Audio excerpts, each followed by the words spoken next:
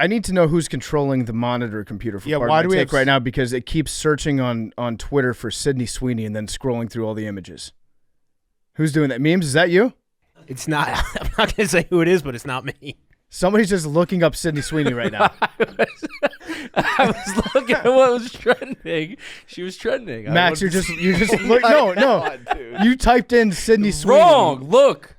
It's trending. It was the first thing was trending. I thought maybe something. Max, I would think that Sydney Sweeney wouldn't be one of your favorites. No, I mean, I was just seeing what was going on. On today's Part of My Take, we have an incredible interview with Patrick Beverley, our coworker, also many-year NBA pro. He's on the Milwaukee Bucks. Also first-team Dawg. First-team Dawg. It was awesome. It was an hour and 15-minute interview that could have gone even longer. We all walked away being like, that rocked. We talked about everything with Pat Bev, all his feuds, his crazy story getting into the league, everything. We're going to talk a little more NFL cuts. We got some more cuts coming down the line. Tyson and Jake Paul are fighting. We have Fyre Fest of the week, Hank's number 9 Patriot. And it's all brought to you by our friends at DraftKings. Are you all about the NBA action? You've got to try Pick 6, the newest fantasy app from DraftKings, an official partner of the NBA. Right now, new customers can earn a 100% instant deposit match up to $100 in Pick 6 credits when you deposit $5 or more. Getting started is simple. Just download the DraftKings Pick 6 app and sign up with code TAKE. Pick at least 2 players and choose if you'll have more or less of a stat, like will they score more or less than 30 points or have more or less than 8 assists. Lock them in and compete against others for a shot at a huge cash prize. Download the DraftKings Pick 6 app now and get started with code TAKE. New customers can earn a 100% instant deposit match up to $100 in Pick 6 credits when you deposit $5 or more. Only on DraftKings Pick 6 with code TAKE. The crown is yours. Go download the DraftKings app right now. DraftKings Pick 6 app is where it's at, so go check it out right now. Okay, let's go.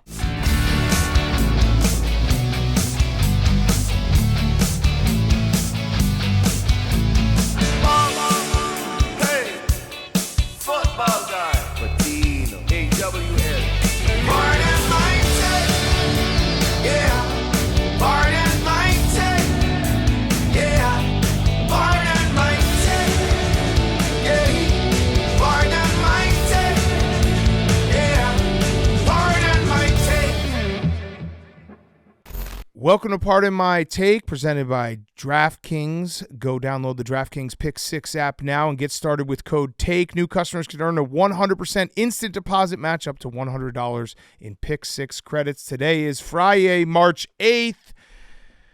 Boys, I'm feeling the March Madness. I'm feeling it. We got Bubble Watch everywhere. We got big games everywhere. Conference tournaments underway.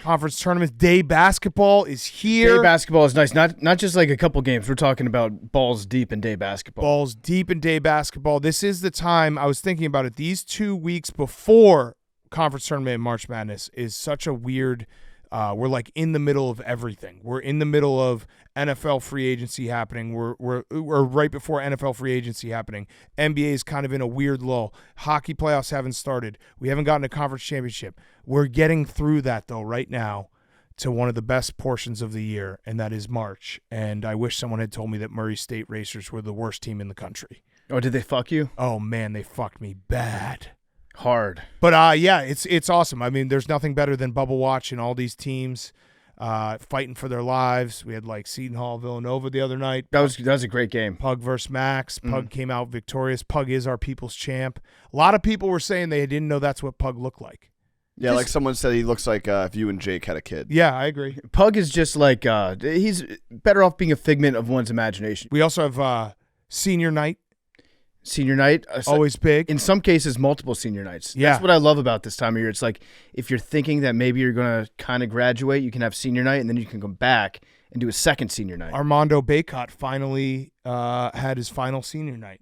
His last one? Yeah. Officially? He had it at UNC. I think we have UNC Duke on Saturday. But there was one senior night that bothered me. I didn't realize this till I turned it on. I think it was 2 nights ago. Did you guys know that Joe Girard, Syracuse legend, transferred to Clemson and then he had his senior night against Syracuse? I didn't know That's that. kind of fucked up. That is fucked up. You should just say, no, you know what? I'm good. I don't need my jersey and everything. I've only been here for a cup of coffee. I'm a Syracuse legend. Yeah, every night's senior night if you're young gravy, right? That's the guy that loves MILFs, Hank? Mm-hmm. Yeah, I know rap. I know He game. loves MILFs. But that's Loves. like saying like I like bacon. No, some people don't like MILFs. Actually, no, by very definition, I think a MILF Yeah. would be loved. Yes, Right? correct. Because it's someone that you'd love to fuck. Correct. Okay. It's like he's kind of doing he's like posting a picture of his dog online, being like, retweet this. Well, he's also kind of like the Dana Beers of the rap game, where it's just like he's going to say something that's universally beloved Yeah. and make it his own brand. Like, I'm the beer guy. I Yeah. like drinking beer. You know what gets slept on? Ice cream.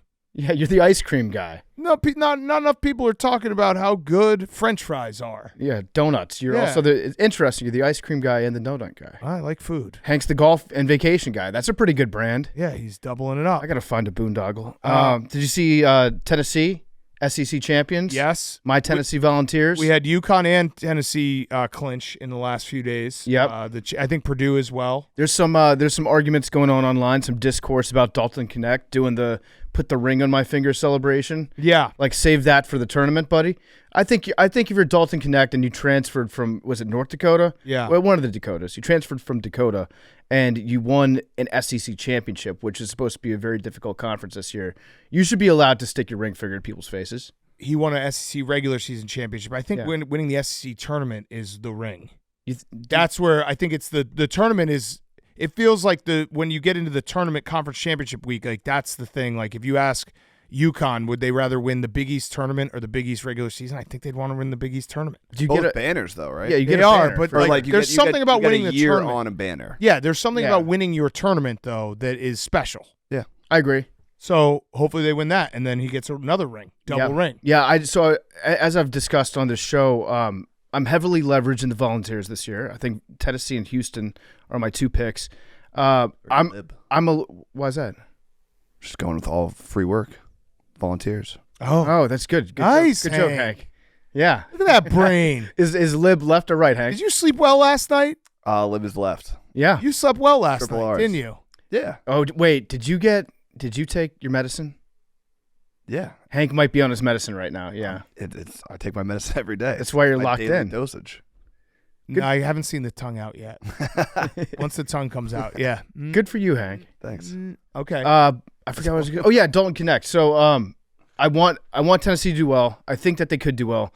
But watching him play last night, I was thinking to myself, like, I could see him getting shoved around in March. Yeah. I could see like a physical team just like Well, Houston. putting the I could exactly. That's I could see a tough team like Houston, Kelvin Sampson being like, go out there and beat the fuck out of the skinny guy. Yes. And see what happens. So I'm a little nervous about that, but I still really like Tennessee. Tennessee's very, very good. We also have Coach Watch with Shaka Smart. Did you guys see the clip? Shaka Smart, the fact that he's not been teed up, I'll try to find the clip for you. He's playing defense as a sixth man on the court. It's insane. And I don't know, Max, you're a Big East guy. Like, how is this allowed? I mean, Shaka Smart is like the universally hated guy of every team in the Big East. It's crazy. Watch this, PFT. Watch this. Look at him. Look at him play defense. Yeah, He's on the court. He's guarding guys on the court. And no one's saying anything. I actually think he stepped over. I think he was like he would have shot a 2-pointer. Yes, if he had the ball. Yes, he's actually more on the court than off the court. He spends more time on the court in this one possession that everyone was noting. It's insane. He's in a perfect spot for a 3-point shot. If someone wanted to pass him the ball, that film's going to get out though. Refs are going to be looking for it in the next game. It's crazy. We also had Matt Eberflus and Matt LaFleur sitting next to each other. So Matt Eberflus is hot. Dude, he's becoming zaddy. I was going to say he's a daddy. Yeah, he is. Big daddy vibes. I mean, he's got the nice like gelled up hair now, the stubbly beard. I don't think it's going to work, but I appreciate him trying something new. Yeah. And he looks like a bear. I would almost guarantee that Matt LaFleur probably tricked Matt Eberflus into giving him some type of secret about the draft or something, which has been like, so what are you guys thinking about 1 and 9? Mm-hmm. And then Matt Eberflus was like, well, here's what we're going to do. Do you think they actually talked any football at all? Matt LaFleur probably tried to talk football, and Matt Eberflus was like, "What do you? I don't speak that. I don't speak that language." Matt Eberflus was like, you know who's really good is Justin Fields. You could use Justin Fields, right? You could use him. I was yeah. I mean, well, people were creating funny memes where it was just Matt LaFleur being like, "So if you're ever down 8, you always want to kick the field goal," and Matt Eberflus being like, "Okay, that's good strategy." That makes sense. Yeah. So by the way, Matt LaFleur, we got to get him back on the show.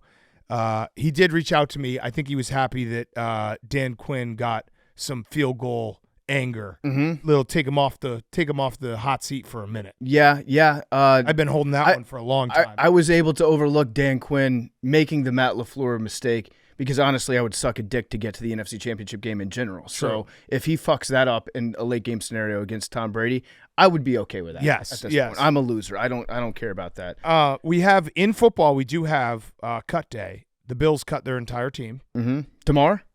No. Prayers up for DeMar. Prayers up for DeMar. No, he was the original They Clemming. cut Mitch Morse, which was the big surprise. He was the original Clemming. He was the big surprise. Their center. I think Jordan Poyer's out. The couple other guys. DJ Pollo. They're doing a whole reset, which is needed. So I was seeing all these cuts yesterday, and there was a lot of window talk about the Bills. You have to talk about their window if it's opening or closing. Tre'Davious White is really fucking good. He's good when he's healthy, but he's been out. He hasn't been healthy. I almost feel like the Bills could deal with just getting new blood in there that haven't been around for the heartbreaks because you carry that baggage with you. Yeah. If you're a player on that team, if you're a coach on that team, every time you have a heartbreaking loss to Joe Burrow or to Patrick Mahomes, especially Patrick Mahomes, that's a scar that you keep with you for a long time. And in the back of your head, you're like, are we going to be able to do it this time? Get some guys in there that don't know any better. Yeah. I mean, I think they were smart in the fact, well, not even smart. They had to do it. They were in cap hell, and they don't want to become like the Saints where every year they're just in cap hell. So they did a hard reset. Yeah, I don't mind it. Get some players in the draft. There's a lot of centers in the draft. Get some new blood there. There was another report that came out. I think it was on the Pat McAfee show. Dalton Schultz was talking about the difference between playing for the Texans and the Cowboys. And he was saying some things about Hank's Dallas Cowboys that seem kind of ridiculous to an outsider, somebody that's not like on that team or familiar with Dallas. He said that they in Dallas, it's like being in a zoo. That when you work out in the workout facility in the weight room, there are tours of people that go by, and there's a one-way mirror, and people can walk by and just watch you work out and tap on the glass and try to get your attention. Ooh. So they're doing it. It's like an amusement park for football fans going through there, seeing the team work out. He's like, it's nice to just be in an environment where football is football. Yeah. And that's what it's kind of always going to be like in Dallas if Jerry Jones is the owner. So you take the good and the bad. But that's the prime example of why Dallas, if you're a player on the Cowboys, you're like, why do you pay so much attention to us? Why are we the only thing that you talk about? What are the hot takes? Well, because you're a zoo. You're a zoo where people can go through, and it's more of like an entertainment thing. I would imagine being on that team, it wouldn't be the best thing in the world to be working out and have people watch you. Yeah. Having people watch you work out, like you're making weird noises, you're sweaty, that shit sucks. Yeah, you need a haircut I don't really probably. Work out, but yeah, all that stuff. We also had Michael Thomas's time with the Saints has ended, and he ended in the perfect Michael Thomas way, where it was reported by a Saints insider who wrote a long article being like the tumultuous, times with Michael Thomas. It didn't work out. Michael Thomas then went to Twitter and he said, Jeff Duncan, funny how they planned on releasing me if I was on a 1-year deal. Don't fall for it. He the same dude that tried to be my friend in season after saying I wasn't the same player in training camp. Next topic, but not next topic because we're going to stay on Jeff Duncan for a minute. Jeff Duncan is a hoe. No, that's a new topic. Trying to stay relevant, so let's speak on it. The Saints leak information to him to try to ruin players' value, but see, I'm not broke, so I can speak on it. He is broke, so he needs clicks. Go look at all his articles that never ended up being true. Next topic. Look at this clown. It's a picture of Jeff Duncan. Y'all think he know ball. Yeah, right. Y'all really clicking links to what he write? Hashtag good luck. Look like he take them salt things. What is that? What's a salt thing? I don't know. Smelling salts? No. Maybe Bath salts. Bath salts? Do you think that's what it is? Chips? Salt things. You take them salt things. What are the salt things? It might be bath salts. It might be bath salts, yeah. Salt things? I'm looking up. Look like you take them salt things. What are salt things? Is Michael Thomas from Florida? Salt things. bath salts, margarita salts. I think he means bath salts. I think bath salts. Yeah, he's salts. doing the zombie thing. Or maybe he's just salty. He's a salty person. Hank takes those salt things. Yeah, Hank is on those salt things. For sure. Absolutely. But yeah, everyone's getting cut. We're getting ready. We're getting ready for NFL free agency. Everyone's getting cut. I forgot that Michael Thomas was still on the Saints. Yeah. Hand up. They got to find a new slant. Yeah. Literally. So, yeah, what else is going on now? There's some more fallout with the Arch Manning decision. Yeah. People are still mad about that. It's not really new fallout. It's just more people getting mad about Arch Manning now. And I think they're actually going to stop people from creating their own Arch Manning in the game. Yeah. Which is, I don't like that. No, I don't You're like allowed that. to create your own Arch. We have Jake Paul versus Mike Tyson. Yeah. So I'm going to watch. I'm still of the mindset that I think Mike Tyson could kill anybody he steps into the ring with. I've said this before, but I am. We're both of the age where I remember the end of Mike Tyson's career and still like begging my dad to buy the pay-per-views because I was like, he could knock anyone out. Yeah, and just getting 20 years ago, getting absolutely like the end of his career. He just wasn't. He was just biting people's ears. He wasn't trying But the idea is that Mike Tyson, one of the most ferocious boxers of all time, could knock anyone out at any moment, and that's how you sell fights, and I'm in on this fight. So this is kind of crazy. He was It's walking free, with though. his cane. It doesn't matter. He yeah. could steal one punch, Hank. He could kill a man. One punch.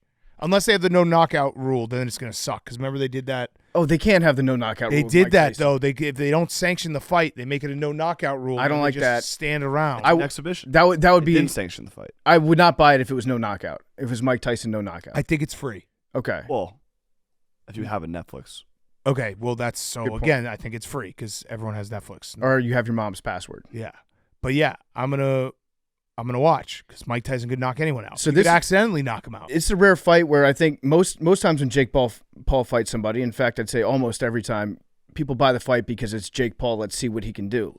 He's the main attraction. In this one, I think Mike Tyson might be the main attraction. Without a doubt. Without a doubt. Like Mike Tyson, I think could fight almost anybody, and I would watch. Yeah. Yeah. I'm in no matter what. And it's free, so I'm double in. But the no knockout's going to suck. I also respect Jake Paul for taking every single fight where afterwards the question is, that was impressive. Do you think he could do it against a real fighter? Yeah. He just finds new ways to redirect the conversation. Yeah. And this is a perfect one because Mike Tyson's a real fighter, but he's 57 years old. He's He's going to 60. be 58. He Yeah. also lost to Tommy Paul. Who? Jake Paul. Yeah, he did. Or Tommy Fury. Tommy Fury. Tommy Paul. Tommy Paul, tennis. You have tennis on the brain? Oh. No, I just Tommy, Paul, Jake. Tommy Paul. Did you see Chris Sims also released his top 6 QBs in this year's draft? I did not see that. Okay, I But- will read it to you. Did you? Is this something that people are talking about? Yeah, I mean, Chris Sims is, for everything he's wrong about with Tuanon, he actually has been pretty good with his tiers when it comes to the quarterback stuff. When I think Chris Sims, I think Tuanon, and then I think Blake Bortles. Yeah. He hated Blake. Okay, so tier 1, a class of his own, Caleb Williams. Okay. Tier 2, number 1 in other years, Jaden Daniels. Tier 3, franchise starting quarterbacks. There's a lot of franchise starting quarterbacks in 1 year. Bo Nix, Michael Penix Jr., J.J. McCarthy. Bo Nix. Bo Nix is number 3. Tier 4, talented project, Drake May. He knows what he's doing. Drake May. He knows what he's doing. Talented project. I think 2 years ago on this very podcast, we said, I can't wait until Bo Nix enters the draft and some team takes him in the first round. And then I think the other I forget who was on each side of this conversation. The other person said, that's never going to happen. Have you watched him play? Now, Chris Sims has been very wrong, too. He just I do know that he actually watches the film and he's making his own decisions, so I at least respect him throwing out there because I do think he had Zach Wilson number 1 with the draft with Trevor Lawrence, which that whole draft stinks. So we've got Drake as an interesting project, and it sounds like, how many franchise quarterbacks do we have? Because I'm going to 6. 6 franchise quarterbacks. 6. That would be the best quarterback draft in the history of the NFL. Yeah. Okay. Yeah. Listen, if there's 6 franchise quarterbacks, I'm gonna miss on the 7th. That's what it's gonna be. Chris Sims did. I'm looking back right now at his previous ones. 2017, he did have Patrick Mahomes as his most talented, most special QB talent. So he's been right at least once. Okay. You know what? It's in the hands of the Lord. Yeah, that's how you got to feel it. It's just like it is what it is. It is what it is. What will happen will happen. All right, I'm looking 2018 rankings of quarterbacks. Number 1, Lamar Jackson. Number 2, Josh Allen. Number 3, Baker Mayfield. Number 4, Sam Darnold. Number 5, Josh Rosen. He kind of nailed that. Yeah, nailed that. Well, Josh Rosen, number 5. Yeah. Yeah. Well, I mean, you had to put someone number 5. I guess so, yeah. Yeah, but he kind of, I mean, I would put Josh Allen number 1, but he, like, to have, because Sam Darnold went first out of all of them. Yeah. So he kind of nailed, no, Baker went first, went 1-1. Then Sam Darnold, then Josh Allen, then Josh Rosen, then Lamar. So he kind of nailed that. So Chris Sims, maybe, let's see, 2019. This is actually a sad thing to go through. Record with QB. 2019, he had Kyler Murray, 1, Drew Lock, 2, Dwayne Haskins, 3, Ryan Finley, 4, Jarrett Stidham, 5, Daniel Jones, 6. So he kind of nailed that one. 2020, what? Daniel Jones. I'd put Daniel Jones 6, above The Finley. starter. Yeah, but Kyler Murray, number 1. 2020, he had Joe Burrow, 1, Justin Herbert, 2, Jordan Love, 3, 2 of 4. That might age well. That might age. Fuck. Okay, so That might age well. so Fuck. he's got, in terms of franchise quarterbacks, Bo Nix, J.J. McCarthy, And Michael Penix. and Michael Penix. And then he obviously had Zach Wilson number 1 in the 2021 draft, so that did not go well. But he's been more right than wrong. It's a lot to think about. He's been more right than wrong. That kind of scares me, but he's been more right than wrong. Except it doesn't scare me because I have the number 1 pick. Is there a chance this is? You got to take Jaden Daniels. So that's the thing is, like, I've never been more sure of the fact that whichever quarterback that we don't take is going to be really good. Right. Mhm. And then Hank gets the one that we don't take. Yep. Like, we're numbered. I would rather be picking 3rd. I would. Yeah, because then you're Because- like, well, we had to do it. We had to do it. Our decision was made for us Like the Texans. because I like Drake and I like Jaden. I You're like in the both those worst guys. spot. I am in the worst spot. Hank, 1 and 3 is great. would you like to trade up to number 2? I'll trade back to number 3, and then I'll throw in like a long snapper. Because even if Caleb Williams doesn't pan out, which he probably won't because he's going to go to the Bears, but even if he doesn't, it was the consensus, like, if you were number 1 pick, if you all would have taken Caleb Williams. You had to do it. So I'm clear. Yeah, I'm clear with that. Well, that happened What? before What? With whom? with Mitch. Well, he was number 2 pick, and he also just got a new contract. I don't know if you saw that.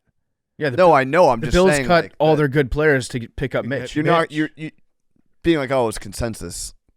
Number In 1. 5 years, if it doesn't pan out, you'll be like, fuck. Well, yeah, No, but everyone would have taken Caleb Williams. yeah, of course you'll say fuck it didn't work out, but Mitch wasn't but it was fully consensus. But I would say that Caleb Williams is the right pick to make it number 1 right now. Right. If you guys had number 1, like if the Chiefs had number 2 in that 2017 draft, they would have probably taken Patrick Mahomes. I don't know if there's another team that if they had number 1 would take anyone but Caleb Williams, right? And then 2, you have to decide, and then 3, you get whoever's left. So yeah, Hank and I are in a good spot. I need to know who's controlling the monitor computer for Yeah, why do we take have right now because it keeps searching on Twitter for Sydney Sweeney and then scrolling through all the images. Who's doing that? Memes, is that you? It's not. I'm not going to say who it is, but it's not me. Somebody's just looking up Sydney Sweeney right now. I was looking at what was trending. She was trending. Max, you're just no. God, dude. You typed in Sydney Sweeney. wrong. Look, it's trending. It was the first thing was trending. I thought maybe something. Max, I would think that Sydney Sweeney wouldn't be one of your favorites. No, I mean I was just seeing what was going on. I've looked up Mitch before. I showed Mitch, and then I thought, oh, maybe Sidney Sweeney's got something. Max, you absolute freak. Did you forget that we could see that? I don't know. I guess. Add to the list, Hank. Add it to the list. By the way, I have a weird thing going on that memes you might be interested in. I don't know how this happened. I don't know if I've ever met him in my life, but Greg Zerline just texts me randomly. Really? Yeah, one of the weirdest one. He like sends me like memes and stuff. Like he sent me a text. Good luck with the free throws today, GZ. I like that. Have a great Saturday, Big Cat. Hope you enjoy this meme. And it's just a meme. It's like a blurred meme. I don't even understand the meme. Yeah, I don't know either. One of the weirder. We Greg had- Zerline, I like you, dude. We had him on the show, I think, like 2017. Oh, we did. Remember we did Punt Week. That's right. It was him, Marquette King, McAfee. But he's a place McAfee. kicker. We had Kicker Week. I don't know that we had him on. I don't think we did have him on. I'm I think he looking just now. has my number, and I'm friends with Greg Zerline. He just texted me, hope you're having a great day, man, GZ. I like that. Same to you, Greg. Greg I've never DeLay. met him. I kind of want to call him. Just be like, how'd you get my number, dude? But yeah, he's Greg Zerline. How about that? Yeah, so you're just looking at Sydney Sweeney right now, Max, while we're just doing the show. She was trending. I thought maybe that we could get maybe something happened that we could talk about. What? Get some info. So why were you only looking at the images result? That's not true. It just if you click on her thing, it's all images. I don't So know. why is she trending? No, you were on the media tab. No, I wasn't. Yes, you were. This is a different tab than it was before, Max. This is a lie. So why is she trending, Max? I don't know. It looks Max, like, how much did you look at that Steph Curry picture last night?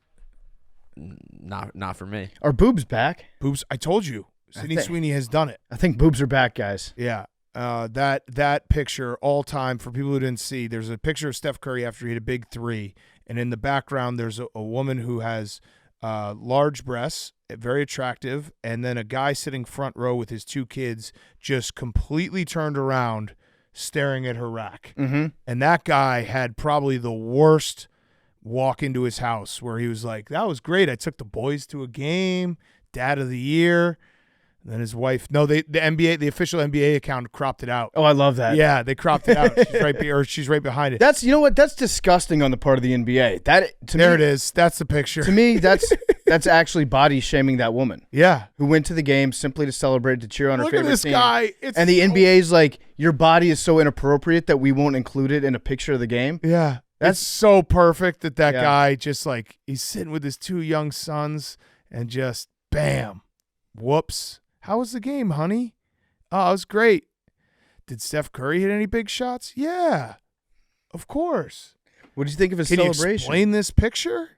I think there was a fight going on. Yeah. I was telling her to sit down because she was disrupting the crowd. Maybe we do Mount Rushmore top moments, like when you're in the stands, that being one of them, when there's just that happening behind you. But there's nothing better than being in the stands and there's a fight break out and everyone stands up and like the whole section takes their eyes off. You're like, ooh, what's going on? Remember when the Caps won the Stanley Cup and I think Ovi was getting the cup and that woman in Vegas just took her tits out and pushed them up against the glass? Yep. That rocked. Yep. That happened in a World Series game too. Yeah, Yeah. Marlins man, I think he was right there. he was. We have some inside sources, and when I say inside That was Jake source, Paul's girlfriend. Yeah, Keith Yandel saw. I don't even know if I told you this. Oh, this is KT. unreal. Keith Yandel ran into Marlins man at the track on Saturday. Okay. All right, so I picked up. He did the usual. Keith Yandel FaceTimed me. Marlins man was sitting next to him. He did the usual. He was like, "Hey Hank, where's Rita? Hey, where's PFT's mom?" I was like, "All right, what are we doing, Marlins?" Mm-hmm. They're So real. they're real. And then I hung up, and Keith Yandel texted me after. He goes, I ran into Marlins man, and I was like, I know the guys from Pardon My Take. And Marlins man said, if you know them, what are Saturdays for? The passcode. The passcode is boys. You'll never get it. So perfectly Marlins man. Yeah, what a gangster. That guy. Only other thing I had from the sports world is Ben Simmons is out for the year. Oh, okay. I don't even know. He's at the point now where it's not even news anymore. We're doing the Ben Simmons and Michael Thomas are not playing their sports. Yeah. That's leading the show today. Yeah, no shit. But what has Ben Simmons been doing? It was news to me that he was in for the year. Yeah.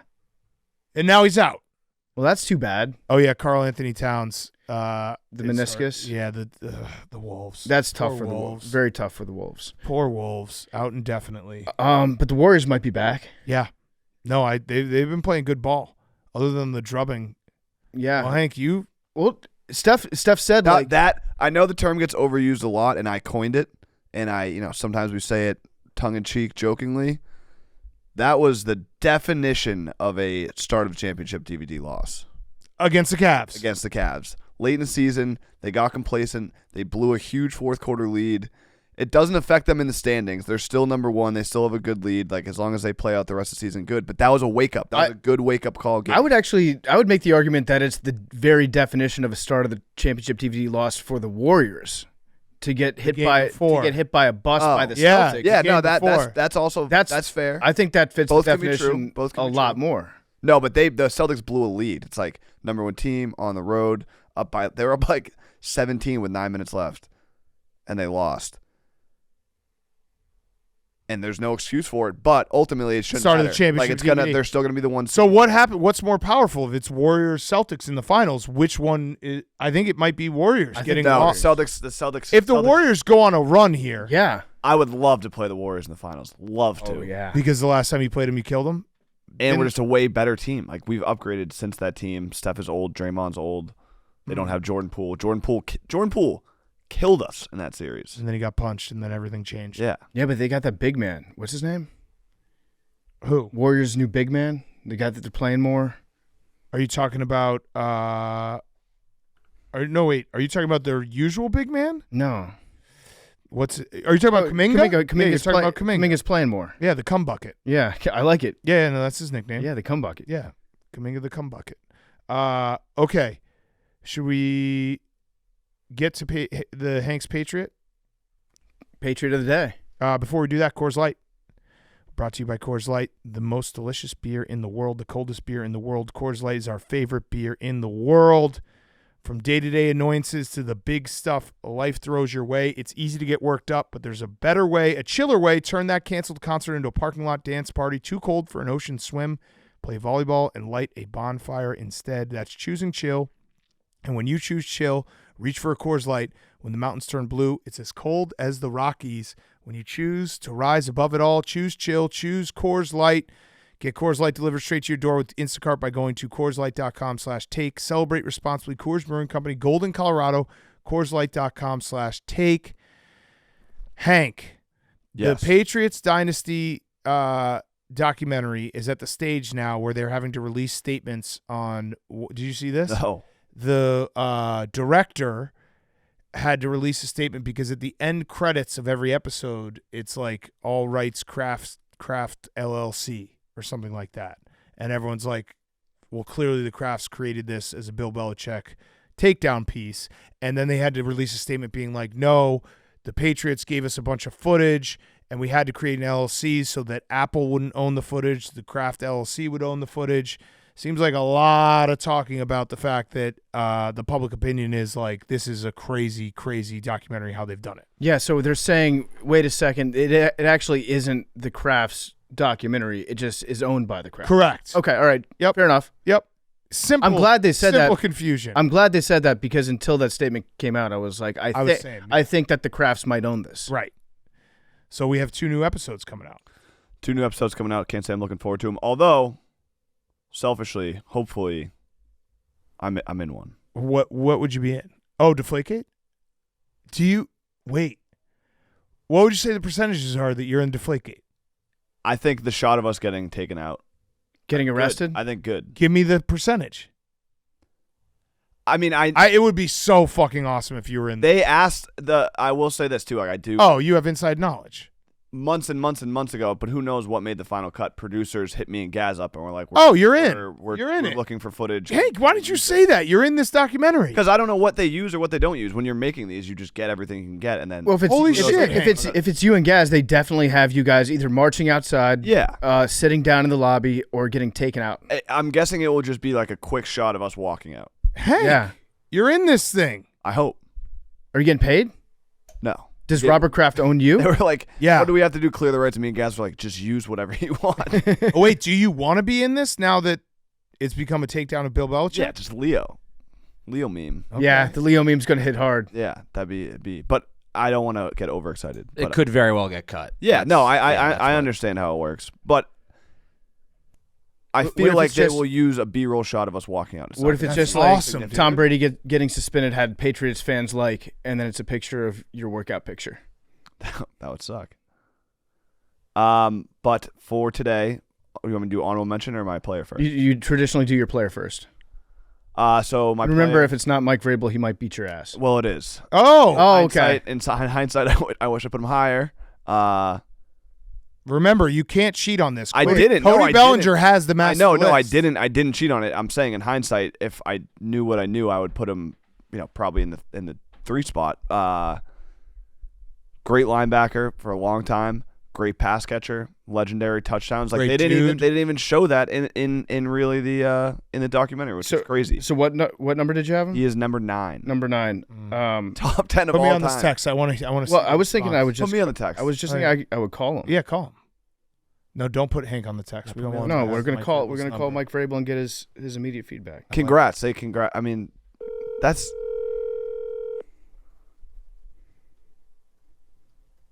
top 10 is good. He also beat Tom Brady in his last. It's kind of like the Chris Long thing. There is some bad. Your call has been. Oh, that's All right, so That's text tough. him. That's tough. scene. Yeah, put us all on a text. Very tough. No, scene. don't put Hank on the Hank, text. you're not going on the text. So he's your number 9. He was featured pretty heavily in the first couple episodes, but I would like to get interviews with Vrabel. I wanted to see Vrabel like talking to America. I want to hear more. I want to hear from Brady about what Vrabel used to say to him, because they kind of just they glossed over it a little bit, but they were like, we were all pretty mean to Tommy, and Mike Vrabel was by far like the most ruthless. Yeah. He was just like, yeah. But great guy, recurring guest of the show. Number 9 Patriot. All right, Yeah. saved your ass maybe. Okay. And your honorable mention. My honorable mention is LeGarrette Blount, the bowling ball. Yeah, he was fun to watch. Super fun to watch. Yeah. PFT just says him. Great Hank, bird, too. Hank has you number 9 on the Patriots all time. Do you have a comment? So we'll wait for comment. We'll wait for. And then write quotation mark. You can Congrats. do that on your own. I'll just actually Actually, I might have this. kind of low. Not gonna lie. I'm gonna add kind of low. Not gonna lie. I mean, that is disrespectful. You said you wish you had put him number 3. Well, yeah. Now that I So knew he what- was locked in. Why did 'Cause you? I was why just did you going put him off- number 3? I did this with recurring guests. I don't think I'm stupid, and I don't. Wait, you I- don't I- think you're stupid? No, I don't think. Period. I'm stupid. Okay. right. I forget that this is a show that's listened to by a lot of people, including the people that we talk about. So when I make these lists, I'm just making the list. I'm not thinking about Same, actually. I did. people coming back and being like obviously I should have put Julian Edelman in Mount Rushmore guest. Like, I love Julian Edelman. He's a hero. I just wasn't thinking like that. He is up there, but realizing that he was going to be like, what the fuck, you hurt me, versus he could have been like, you're my boy, you put me top 4, we're boys now. Like, that was dumb. Yeah. Vrabel, same thing. Teddy Bruschi's not going to hear it. Teddy Bruschi doesn't give a fuck.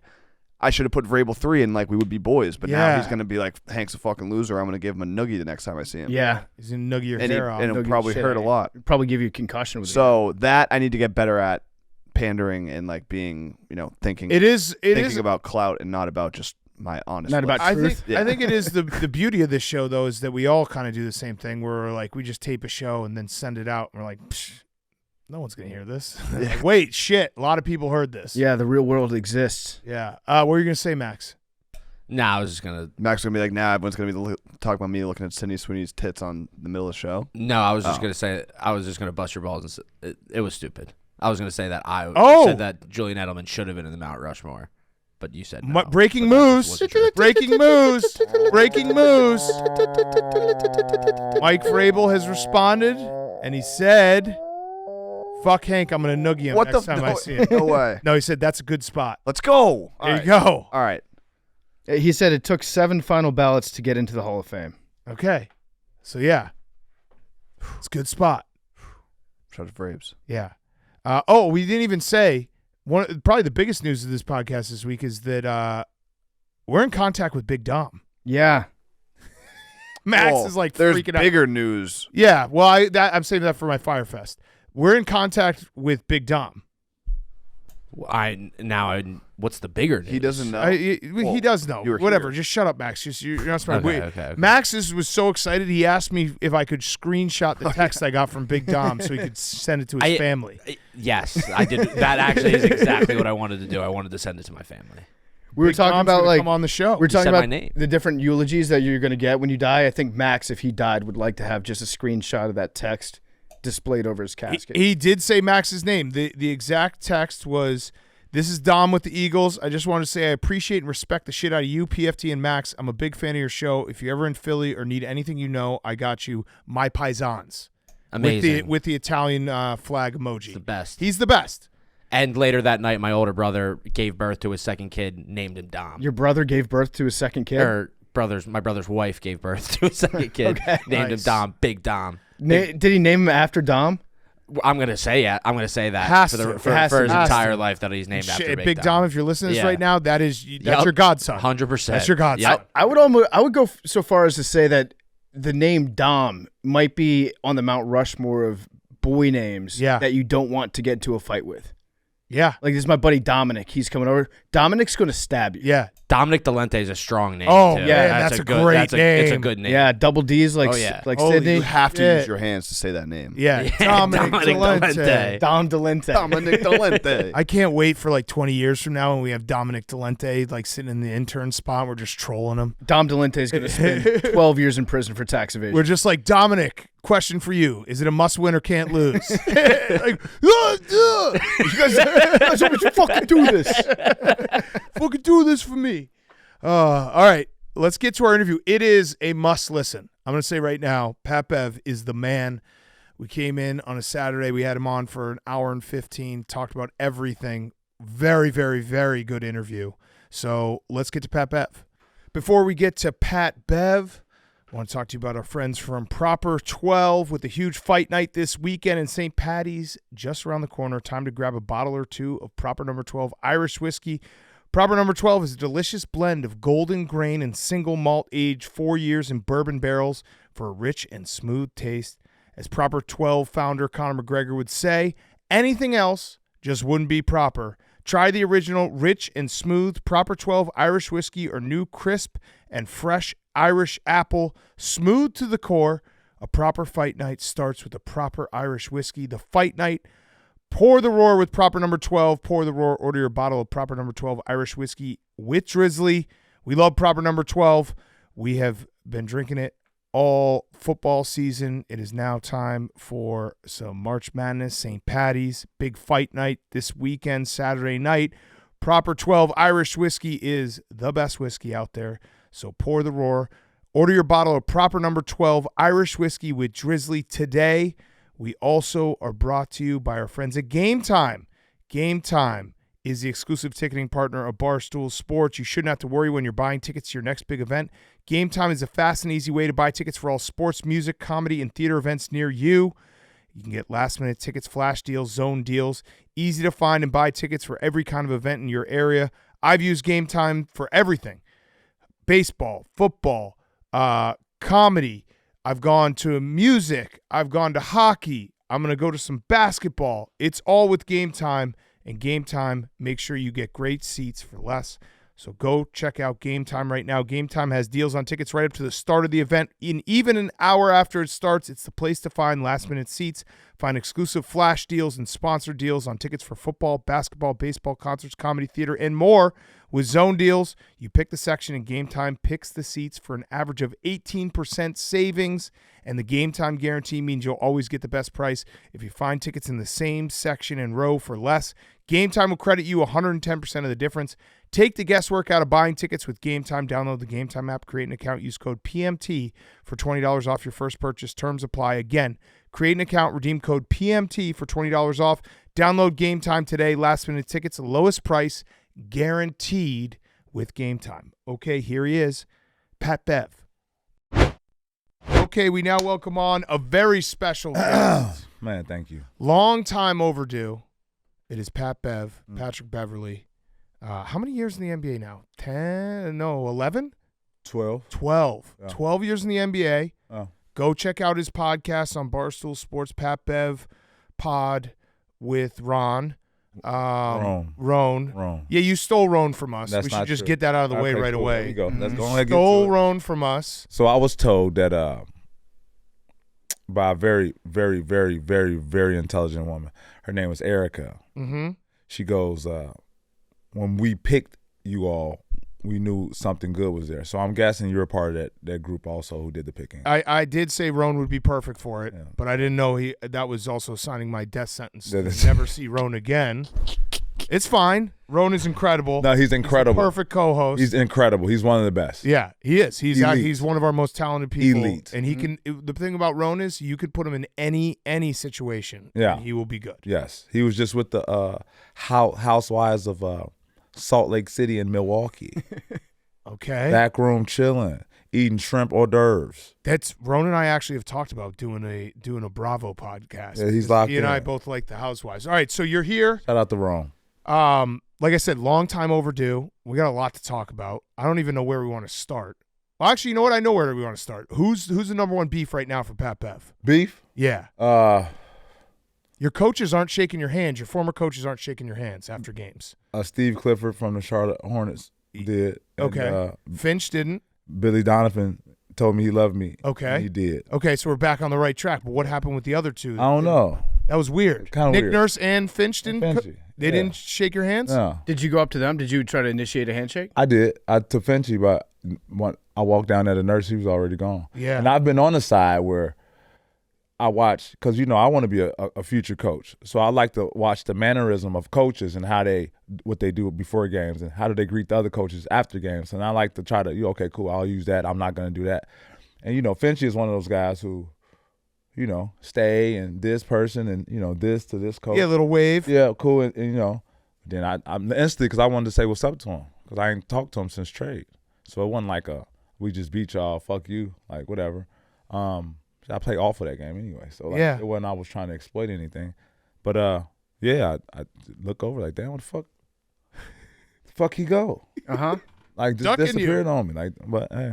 Is that because like you're an opponent today? So he doesn't Probably wanna- so. I'm gonna take it that way. Yeah, 'cause I hope it's like that. I Imagine if it's not that. I don't know you that well, but from what I do know about you, I would imagine that you as a head coach would kind of be the same way, where it's like, fuck them, we're playing you guys today. Afterwards, we can be nice. Nah. You don't think so? No, not me. As a head coach, I'm on some shit like, you gotta understand, like I'm there the first Sixers practice ever with 3 G League guys and, me and Tyrese Maxey, on the first year of the coach's bid. That's, you remember shit like that. Mm-hmm. His first preseason game, we played Boston, he started me. I remember shit like that as a player. So obviously as a coach, I would hope that he remembers shit like that. So like when you build those type of relationships, when I got kicked out of school, he was the first coach that I met when he was Iowa Energy. I played for him when I was in the G League. So the relationship isn't like, no, we just met this season. It's deeper than what it's ever been. So for him to walk off, I felt some type of way. Yeah. What about Daryl Morey? Still beef there? I know Daryl. You understand what I'm saying? He literally came and got me from overseas. So like I've been on the Rockets teams where I'm like, yeah, Daryl, get me the fuck up out of here, man. Find me somewhere else to play.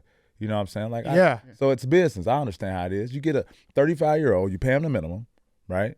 You get Pat Bev for the fucking minimum. Like literally steal. You get all the vibes. You get all the vibes. He changes my locker room. He literally helps the organization make millions and millions and millions and millions and more dollars. We're talking about Pat Bev right now. Right, we're talking about Pat Bev, right? Belt to ass. Right, belt to ass, comes in locker room, gets locker room in order, plays well.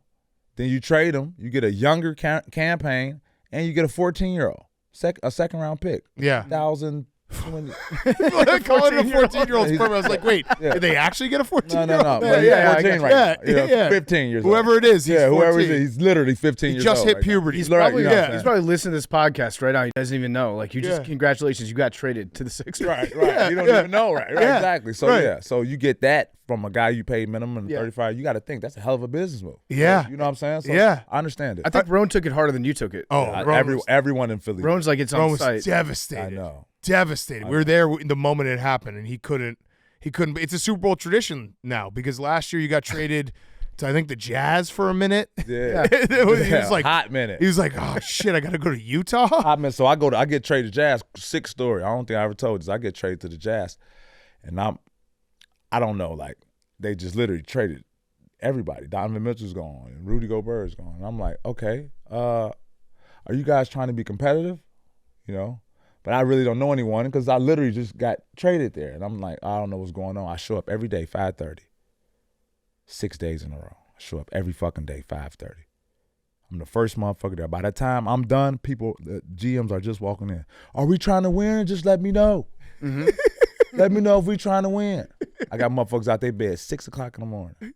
Yeah, I'm talking about professional. I see GM, he walking there with his son. I go, I got to get out of here, Pat. I got to take my son to school. You know what? I'm glad you said that because I'm just trying to see where I'm going to take my son to school this season. Yeah. Am I going to be in Utah or I need to know. Same vibes. You know what I'm saying? So, yeah. That was a That I trade. I mean, that's a tough. 2 part of days the later, NBA. I was out that bitch. Yeah. And you mentioned something I want to talk about because you have such a unique career. Yeah. You know, you were at Arkansas. You left school. Wow. Someone wrote a paper for you. Someone, the tutor, turned in a paper that was hers and put my name on it. And did you get an A? I don't even think I got a grade. Okay. Yeah. They were like, "This isn't Pat Bev's." Yeah, and they tried to put the gun case on me, right? And I'm like, nah, that ain't how it happened. Nor am I about to sit here and tell neither. Right. All Right. Hold the fort down. I shut up. You know, lady, you be quiet. She said, I took her laptop. I got a USB. I imported it. I took the paper off that, put it on the USB, put it on my laptop. I stopped the mid-sentence. Hey. Yeah. Right. I'm from Chicago. I don't know how to Don't get her in trouble. Yeah. I don't know how to do all this. Yeah. That's cool, though, but I don't know how to do all this. It was like walking him through a Mission Impossible. Right, like Yeah. I don't know how to do all that, but I appreciate it. Later on, she said that she did it. By that time, it was too late. She should have just held the fort down. Yeah. So, Would have been in Arkansas. Woo pig. but it's crazy because you left school and then you went and played in Ukraine and in Russia. Second division, Ukraine. How old were you when you were at Ukraine? 1920. That's nuts. What was that like? Just like being like, I leave. all right. we're So I gonna leave go- practice every day. You know, was no per diem for food or anything. So they had like a team like restaurant that it might just been like an area restaurant that they called the team restaurant. And there was a lady in the back like a movie, big ass pot of red borscht, big stick. I don't know what's in that motherfucker. Beats. Bread. I would hope so, but I don't know what's in that. Yeah. I'm in Dnepropetrovsk, Ukraine. It could've Yeah. been rabid in that motherfucker. You know what I'm saying? Anything. Every day, right? Every day. The owners come in. They come in with these tennis brackets. I go, oh man, they athletic guys. They know Pat, them ain't tennis brackets. Okay, cool. Okay, good. AK-47. Say less, right? I'm in second division Ukraine. 21-hour train rides. I'm talking about the wet trains. I'm talking about it's so hot that the glass back here is yeah. fog, and I got a bump guy up here and another bump high in there, like I'm doing 23-1. That's my Ukraine life. I'm thugging it out. I leave a big game, hit game winner, take shower with 70-year-old who just got done playing racquetball.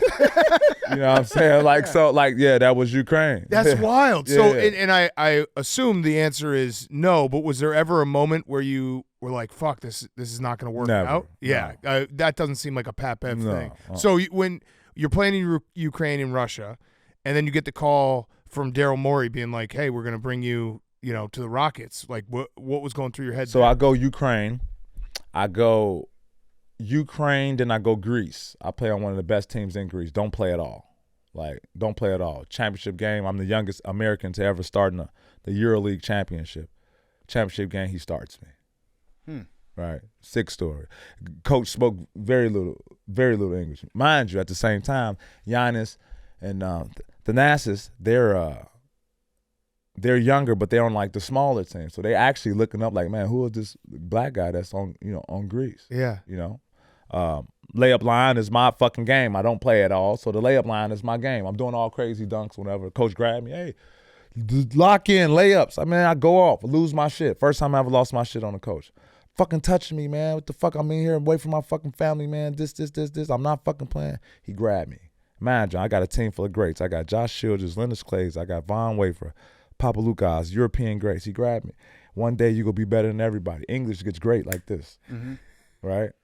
I knew it since then. So I go Ukraine, Greece, get drafted by the Heat, get cut by the Heat, Russia. We fly to this team called Vladivostok. That shit's 9 hours. It's near Japan. It's 9 hours away from the current destination I'm in St. Petersburg, Russia, right? We get the call before I take off to play Vladivostok. Do you want to play Cleveland? Do you want to play for the Cleveland Cavaliers or do you want to play for Houston Rockets? Mom already moved to Houston, right? Jalen's in Houston, Kyrie Irving's in Cleveland. I don't think I could take Kyrie Irving's spot. Just try to, I can get Jalen shit though. Yeah. You know what I'm saying? Fuck it. Jalen. Make decision on the way to Vladivostok 9 hours, fly 9 hours, back 9 hours to St. Petersburg, pack my stuff. The Russians, what they did to me with that contract was literally bent me over. Really? Bent me over. I had a no clause. I couldn't get into I can go anywhere, but I can't go to NBA. No NBA clause. So you had to pay him? Yeah, I had to pay them. Holy So shit. you bought yourself out. About myself out. Not Holy only did shit. not only did I have to pay them, had to pay like the GM of the team to go talk to even have the conversation. Like, yeah, I talked to him. I need $50,000. I'm like, damn. All right, fuck It it. hit you up. You know what I'm saying? Shook you down. Yeah. The Russian way. And I respect it because, if it wasn't for them, I wouldn't be here right now either. So I understand it. They asked for all their money back, right? They gave me, I don't know, almost $2 million. I was one of the highest paid Americans in Europe at the time. Mind you, I got MVPs. I done took a second division team to the top 10. This is what they do to me. But it's part of the business. That's why I don't – what Daryl's doing – I done dealt with the Russians, man. You understand what I'm saying? Like, it's light work. It's light. Yeah. Light. So, they bent me over, put me in a hole about $3 million. Fuck. Then I had to come back. Oh, man, okay, cool. Man, okay, I'm in a hole about $2 million. I'm cool now because the NBA got the buyout. I go to NBA buyout. My buyout's like 1.4. NBA, the maximum they allowed to pay is $400 or like $350 at the time. So I got to come up with another meal. So I come to the NBA. I come to the NBA like $2 million, 2 point something in the hole, in the dough. Holy So shit. what would have happened if you had just left? If you had said, fuck this, I'm going to leave Russia. I know, but I mean, so it was a story one time. A guy took some money from Russia. He used to play basketball. He left. I'm going to fast forward this real story real fast. Now I'm going to say the names. He plays in Russia doing, I don't know if it's lockout or this lockout, the past lockout or lockout before. Plays in Russia, gets the money, leaves, goes, gets knock at the door, 2 Russian guys. That's the story I heard. Don't know if it's true to it. Ever since then, I don't like to fuck with the Russians. Yeah. Yeah, but great grocery stores, though. Yeah. Good elite, prices on groceries. Elite. Yeah. And every woman wears heels, too. Wait, who was that guy?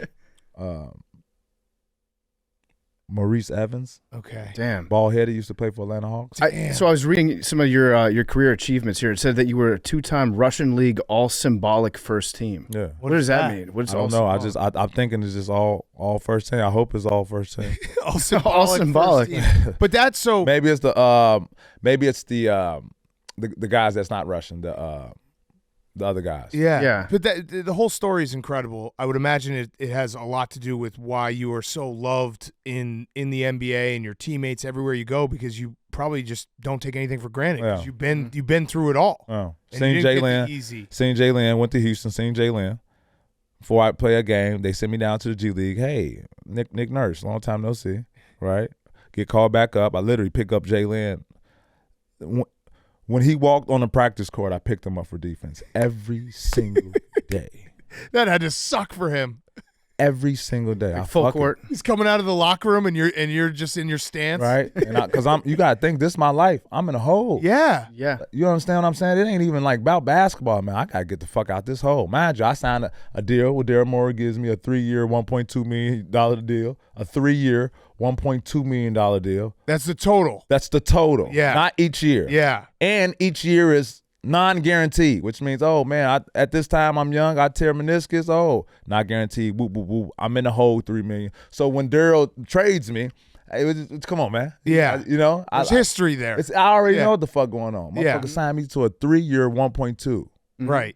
Right. Is that why? Non-guaranteed. Is that why you competed so hard at the skills challenge? You're like, I need every dollar that Everything. they're pay me. Yeah. Everything. So yeah, I mean, my mindset was very different going there. It's also a testament to like your love for basketball. I saw you said, I think on your podcast, that 50% of the NBA are guys that don't love basketball. Yeah, I don't love it. Now I assume that's all big guys, or a lot of it is big guys, because I always just assume any big guy, any 7-footer is like, well, I have to play basketball because I'm 7 feet, but this fucking sucks. So let's physically. So let's raise that number to 70. Then. Yeah. 70% of the big guys. Because is that right? Like big guys, like, I mean, it just sucks being 7 feet, and then you have to run around. It's like it's forced upon you. Yeah, right. You're like, well, I guess I got to play basketball. Or the guy who you see at the club that's like, hey, bro, what the fuck you doing here, bro? You supposed to be hooping. Yeah, you can't. If you're above 6'10", Yeah. you didn't play basketball. Something wrong. Your life sucks. Yeah, because everyone's like, "Where'd you play ball?" Yeah. Like, what happened, nowhere. bro? You tore some shit? No, bro, I just tall. I just love selling insurance. So what's the difference? Like when you're saying like someone who loves basketball versus doesn't, but they're in the NBA, it's just, how can you tell that it's like not a love, but they're in the NBA, they're incredible at basketball. Like, so I get on the bench and I'll say some shit like, okay, cool. I told Bees yesterday, the Bulls, what they like to take away, heat of paint. Obviously. motherfucker. Every team likes to take away the paint. But what do the Bulls like taking away? I don't know. I corner threes, right? So why are you putting yourself in a corner? Right. Right? Be the guy who wants to get the shot. You're literally in a 3-point contest, right? Everybody on the bench look like, damn, he right. Even the coaches behind me look like, damn, he right. People don't think that deep into the game. Right. Right. I see something that's not working. I don't like this lineup, coach. Like, we need more rim protection. We got to go taller with this lineup, especially in the second unit. We got to fix that. You know what I'm saying? Some coaches don't see it. You know, hey, Doc, what's the play we ran 2 games ago, man? That shit work right here. You know, like, I just got a different feel about it. But I'm the same kid who, you know, in those Houston days, I find out in the playoffs that I'm starting, I pull a car over, I call mom, we cry. Yeah. Like I'm a starting point guard in the NBA. Right. You know, you got to think, this is my first year ever coming off the bench. Right. I've been a decade starter. Right. On every team I've been on. Yeah. Come to the Bulls, hey, Billy Donovan. Yeah, I don't know how I'm going to play you. The best guy in the world. I love Billy. I don't know how I'm going to play you. You know, I don't know what your role would be after the first practice. Yeah, I'm going to start you tomorrow. You know what I'm saying? So, yeah. So for me, the appreciation of the basketball is much different than a lot of people. Yeah, I would say so. I mean, the story of from college to overseas to getting cut, going back overseas, back to Houston, and then when you get that first contract, I would imagine that was probably a pretty emotional moment for you. Yeah. When you get some like serious long-term financial stability. Yeah. Were you expecting that? Like, was that something that you knew was in the works, and when it happened, was there like a moment where you're like, fuck, this is awesome? No, I really thought I took a pay cut. You know, I really thought they kind of got me on the steal. But I'm in a position, again, I'm working with Daryl Morey. I'm in a position where I really can't argue. Right. You know, I don't really know the ins and outs of everything. I know they offered me $24 million, all guaranteed. I'll take it now. Yeah. Sign right now. Expeditiously. Yeah. Please. If you got don't some have Russians to owe. Straight up. I got to pay these folks back. They own my ass. That's you know like the plot of like, Training Day. Like, that fucked right. hell You up. feel what I'm saying? Like, and then if you don't have pen, like, you have anything sharp so I can cut my finger and sign it in blood. Like, I want now. How did the first paycheck, was that direct deposit? So I did some wild shit. My first check was like, I wanted like $500,000 up front. In advance, Cash.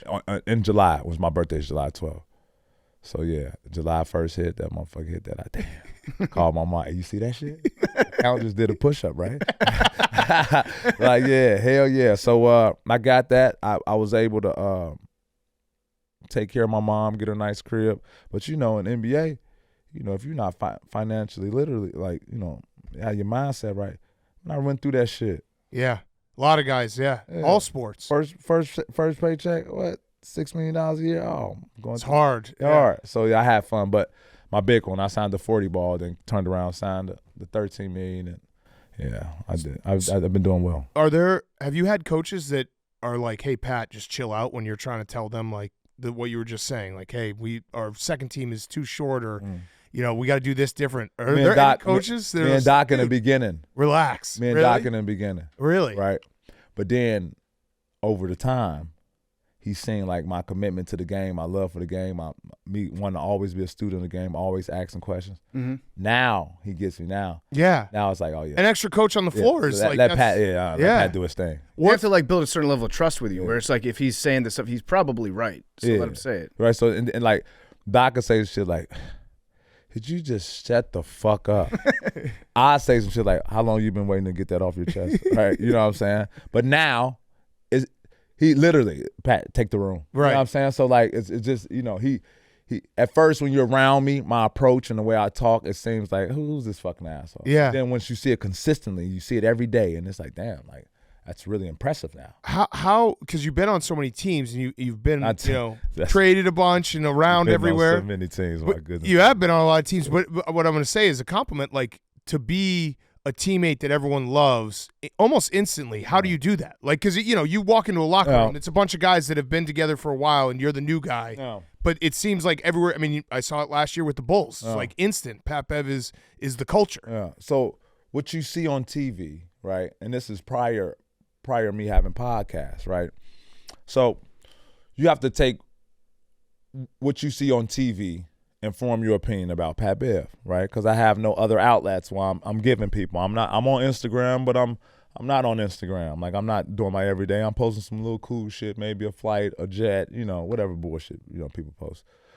But once you get me there, obviously you see. But now I have my podcast. Everyone sees a whole different perspective. Yeah. It's like they look at me and say, man, I didn't know you can, be smart, talk, like have a vocabulary, get my point across without cursing or saying it N-word or being disrespectful. Like, a good human. Yeah. I opened the door for everyone. I please and thank you everywhere. But you didn't know I was No, I can say that personally. Like, we've known each other now for a year since you come to Barstool. You actually, what is it, 2 years now? No, year and a half. Yeah. Like, you can tell right away when you're with a professional athlete. It's you can almost tell instantly. Like, this guy obviously is thinking himself on a different level, and he's like kind of removed himself from the regular people. Not me. Never got that vibe from Ever. you. You are as much of a culture to Barstool as you are to your NBA team. Straight up. And it's like that. It's just instant where you're like, Pep's just a real dude. Yeah, and that's the approach I come. So like I'm in the locker room, I go through a shoot around. A guy might miss an assignment. I go, coach, that shit was wrong. He what? I rep it again. That shit was wrong. Don't feel right. Rep it again. Like, you don't want to be great. We all out here. It's a competitive sport. Like, let's be great. We do some shit wrong. Let's rep that shit again until we do it right. Right. And then the coaches see that. They see it for a week. They see it for 2 weeks. They see it for a month. They see it for 2 months. They see it for 4 months. I got coaches on the 76ers who go to me who was like, man, I didn't know shit about you.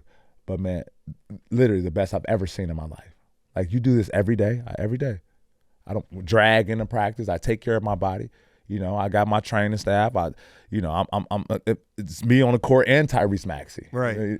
Like the 35-year-old and the future, So like, I don't miss days. I don't, I don't cheat the games, which is probably why I've been so successful. Yeah. I think it's because you care too. Like, it's obvious that you don't. Same thing with your podcast, and when you do, if you walk into a new locker room, it's obvious that you care about what you're doing. Yeah. You see the fieriness on the court, but there's a lot of care that goes into it behind the scenes where it's like you're doing all these small things correct. And no matter what organization you're with, somebody sees something like that and you're like, I want to be on that guy's side because that guy is going to bring the best out of me. And you got to think, like, so I leave these organizations and they get, like, you got to think I leave the Rockets, they got Chris Paul. Yeah. Mm-hmm. Right? Traffic cone. I leave, right? I leave the Clippers. When I go Clippers to, where the fuck I go out the Clippers? Minnesota? Clippers, Minnesota, right? I think so. They fucking got Rudy Gobert. Yeah. You know what I'm saying? Out the Minnesota trade. So like, not only are these teams, like, they know my value because they're trading other assets according to my value. Right. You know what I'm saying? But I don't, I don't get the money as. Campaign is an awesome player. Yeah, but the 14-year-old guy, who might, he's going to be elite. Might be could be the best. I'm going to put a bet on whoever that guy is to win MVP at some point in his future. Okay. You might be coaching him. Yeah. Imagine. Holy shit. I'm gonna look up the year of that pick. Yeah. You asked us before we sat down to ask you some hard questions. Yeah. So here's a good question that we've talked about a lot on But the y'all been What happened kissing in, me on the neck since I've been. What happened? Put it in. What happened in the tunnels? What happened in the tunnels? Oh, what happened in the tunnels? What happened to tunnels? In You know the L.A. tunnel. Clippers. Blake Griffin. Yeah. Tunnel. Oh, Blake's yeah. our guy, by the way. Yeah, we so love Blake. Yeah, if you say anything bad about Blake, the podcast's over. So tell us, like, who was going in these tunnels to, like, Yeah, you're confront thinking people? about it now. Who was sneaking up on people? Were you guys ready for him? How'd that go? So we in locker room. Fuck. What's the Rocket game, right? Yeah. Yeah. And Tunnel fight. good friend of mine, great friend of mine, Trevor Reza. I think Austin was saying something to Trevor, and I think Trevor was like something Little Rivers, right? It got him agitated. I think he said something. I think Trevor, TA was the first by the door. I go to TA, like, I study, you know me, I'm the first.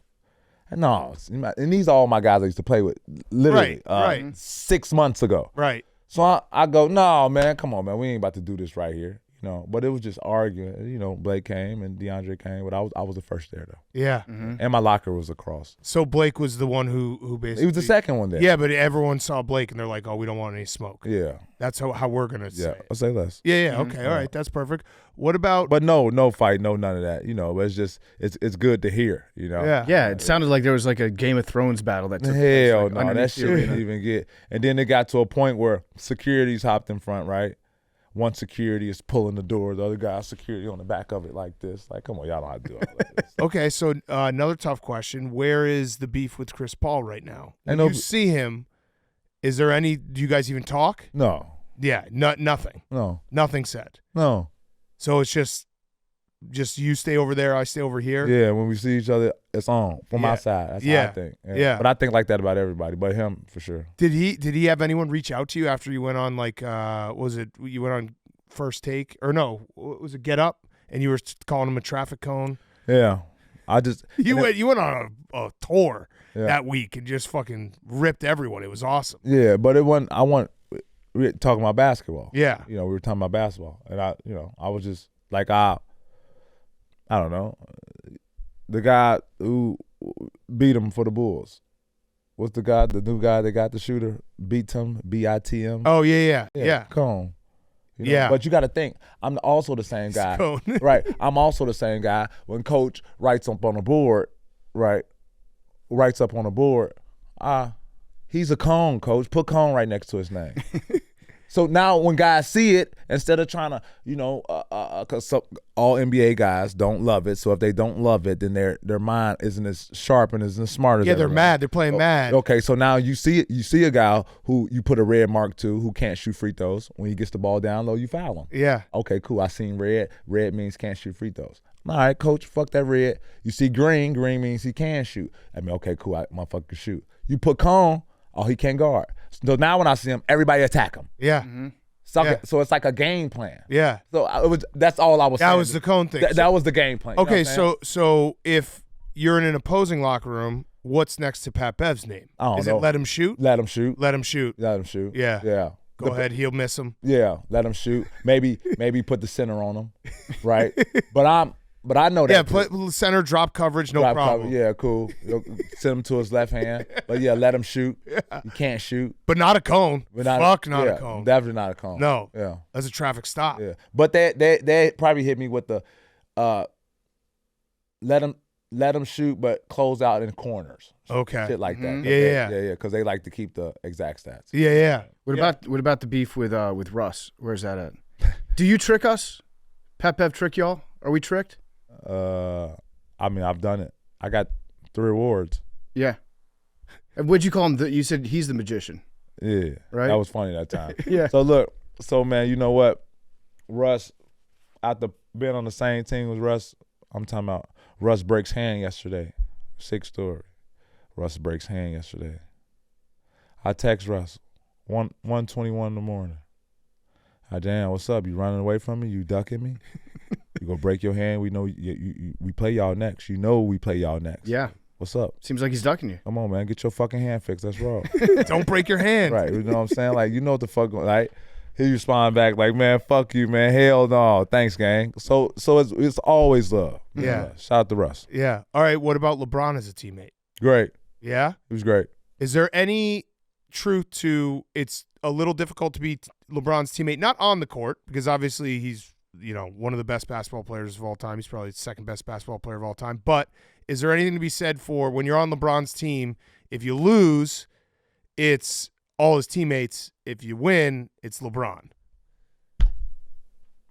That's the air above it all. Yeah. But no, I just think that that team we was on, man, we could have won a ton of games. We played it wrong. Yeah. We just played it wrong. And it happens. It happens. Coulda, woulda, shoulda been in teams. We should have won a championship with the Dwight Howard and James Harden. Yeah, Jokic kind of carved you guys up. You know what I'm saying? We played it wrong. Yeah. We played it wrong. We played it completely wrong. So we just played that team wrong. That's all. We had guys that was on the bench that should have been starting, guys that were starting that should have been on the bench.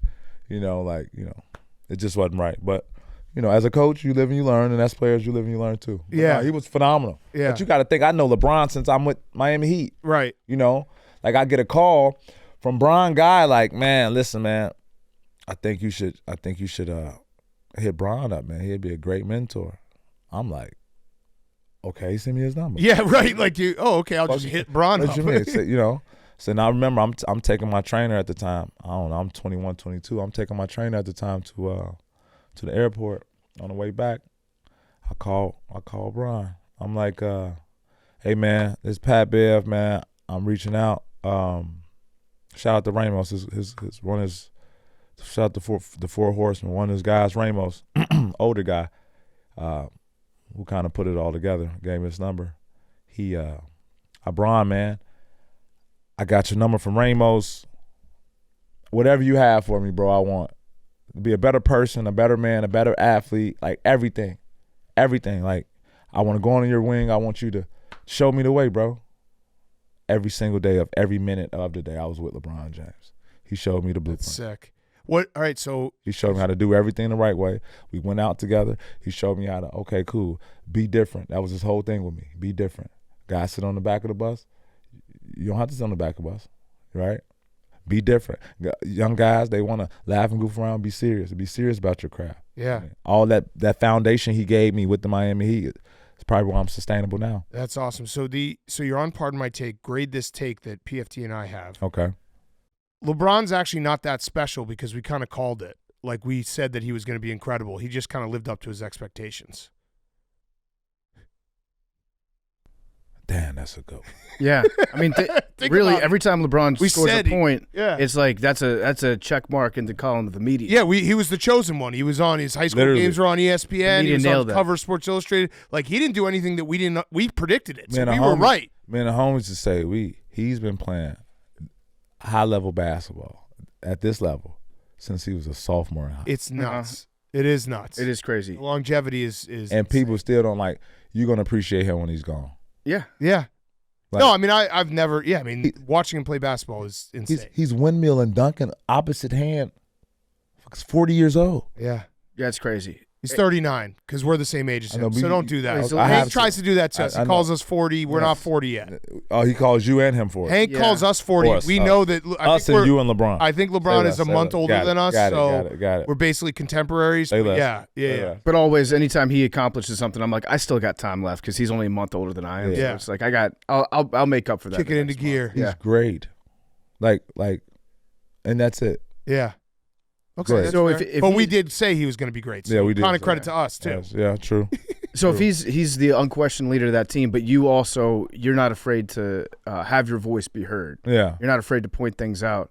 Was there ever a situation where it's like, okay, you're taking up a big leadership role in Los Angeles, and then it's LeBron's team, and you guys have to sort out like, hey, Pat Bev, let me handle this, you handle that. No. Anything like that? He's to back. He really like his leadership come with the way he takes care of his body and how he plays. Mm-hmm. Like, I'm gonna lead by actions. I ain't got time for all that shit. Yeah. I'm gonna go in here. You feel me? If my team need to be talked to, I'm gonna be the first motherfucker to say something. I'm gonna be the first motherfucker in the gym. I'm gonna be the last motherfucker in the gym, and I'm gonna produce every single night on a fucking basketball court to a point where it's like, damn. I'm going to dunk on you. I'm going to hit clutch free throws. I'm going to always make the right play. I'm going to do everything right. Yeah. Mm-hmm. So there was a play that you had this year that was maybe my favorite play recently in the NBA. The game ends and you sprint to the locker room and grab your phone and immediately send a tweet. I thought you ran every game, but Belt to ass. What was that It was last week, right? Which one? The buzzer sounds, and you ran to the locker room and you fired off a tweet within I want to say a minute, 30 seconds. No. You have to understand. I have the tweet wrote depending on how halftime is. Okay. Oh, you draft it? Yeah, I'm just chilling. Like, okay, cool. It's looking like this because I really want I want the fans to see. Damn, the game just ended. How the fuck? I want them to have that reaction. Yeah, man, that shit is fired up. So what do you write at halftime? Like, let's say you're losing by 5 points. What do you do? No, belt to ass is always up. Okay. Always up. It's either if I should add, came up short, or, okay, yeah, fuck y'all, belt to ass. Mm-hmm. Yeah, so yeah, my shit, I'm locked in. We're going to get back to more Pat Bev in a second. He's brought to you by Shady Rays. It's sunglasses season. That's right. It's time to start stocking up on sunglasses. Get ready for the season ahead with quality shades built to last. Our friends at Shady Rays have you covered with premium polarized shades that won't break the bank. Shady Rays is an independent sunglasses company offering a world-class product rated 5 stars by over 300,000 people. Their shades have durable frames, crystal clear optics, making them the perfect choice for all outdoor adventures. They have many styles, many colors to choose from, so finding your next pair of shades is going to be a breeze. And if your shades go MIA or if they take a hit, don't sweat it. They've got lost and broken protection, so you're covered from day one. Wear your Shady Rays with confidence because they have your back long after you purchase. And if you don't love your shades, exchange or return them for free within 30 days. No risk when you shop. I love Shady Rays. Shady Rays, I'm going to be wearing them all summer. We got a big shipment coming to the office. Going to be decked out in Shady Rays. All the boys wearing their Shady Rays sunglasses. Exclusively for our listeners, Shady Rays is giving out their best deal of the season. Head to shadyrays.com. Use code PMT for 35% off polarized sunglasses. Try for yourself. The shades rated 5 stars by over 300,000 people. Shady Rays, and they've got the lost or broken protection, which is the best protection in the industry. It's awesome. It lets you wear your sunglasses to places where, hey, maybe you might lose them in a river. Maybe you might take them fishing. You might take them on a boat. Might take them to the beach. They might end up in the sand somewhere. Well, with Shady Rays, they've got you covered. Go to shadyrays.com. Use promo code PMT, 35% off polarized sunglasses. And now here's more Pat Bev. I love that. Yeah. How did you start with the Belt to Ass World Tour? I don't know. I think it was. I think we at the crib one day. What was it? Yeah, the pod. Yeah, that's exactly what it was. Yeah, we was doing the pod. Shout out to the Pat Bev pod, my man Ron. And we just kept saying like, man, belt to ass, and it became like a thing. And I'm like, cool. I like Barstool, love Barstool. Let's see if we could do the merch. Merch came out to be cool. Mm-hmm. Boom, like people love it. Mom hits me like, fuck that, put tour dates on them. Oh, okay, real rock star shit. Okay, love it. See her yesterday at the Bulls game. She got on belt to ass t-shirt. Right, she's on tour with me. You know, we making it a whole thing. We making, okay, we got our band members. We made it, okay, he's our leading singer. He's, you know, at the point we was talking about Joel, he's David Ruffin. He doesn't have to come to practice all the time. He doesn't have to come to record, you know. No, he's David Ruffin. So we just kind of played on with that shit. The next thing you know, it became everybody saying, I mean, I go to every arena, I go, belt time. Yeah, it's quiet. It's crazy. It's awesome. But I thank you guys, though. You got to understand, like, none of this is happening unless Barstool gives me a platform. Yeah. Right. Obviously, I had to mature in that role. Like, and it didn't take that long, but it took 2-3 months for me to kind of like, okay, cool. This is the fuck going on. Let me embrace it. But if it wasn't for Barstool, you got to think. If it wasn't for Barstool, a lot of people wouldn't even see this perspective of an NBA player. Yeah. Like what we give into the NBA is like literally gold. Yeah. Literally gold. It is. Every clip I see is just literally gold. It's incredible. I think a lot of players, they think to themselves, like, I want to do a podcast. Doing a podcast sounds fun. No. But once they start doing it, they're like, oh, shit, this is hard work. Ran out of stories. But you, like, yeah. It's clear that you love doing it. Yeah. I have endless stories. Yeah. I'm great at telling them. Yeah. You know, I've been through so much shit. You got to think, like, I go from, you know, selling nickels and dimes on the block to burying my cousin to, you know, talking to my girlfriend about meetings with billionaires. Right. You know, Pretty so like crazy. my spectrum isn't like this. My shit's from like this to this. It's the whole fucking You know what I'm world. saying? So I could talk about a homie getting shot 14 times, coming up to a lady door, asking for help. Please, lady, please help me. Lady sees him pass out. Right? Damn, I don't know if I'm gonna die now. And I know how it is, baby. How do you what's that caviar I like? You know, why I'm in the bees on the boat. You know what I'm saying? So like my shit is different. I understand what, you know, baby mamas is. You know, I understand what being the ultimate father is too. You know, so I've seen everything, right? Yeah. I've seen everything, and I still got so much more to see. That's why the stories are really endless. Well, so I think a lot of the success of the pod, and you just alluded to it, was maybe the first few months trying to feel it out. But you embracing Barstool is a big part of it, because I think we've tried it with other athletes, other people from outside the Barstool world, and it sometimes doesn't work because the guy doesn't buy in or the woman doesn't buy in all the way. You've bought in all the way. So I got a question about that. The 41 free throws. So for anyone who didn't see it, I think everyone did, but we had to make 41 free throws in a row. We weren't going to leave the gym till we finished. It took us 16 hours.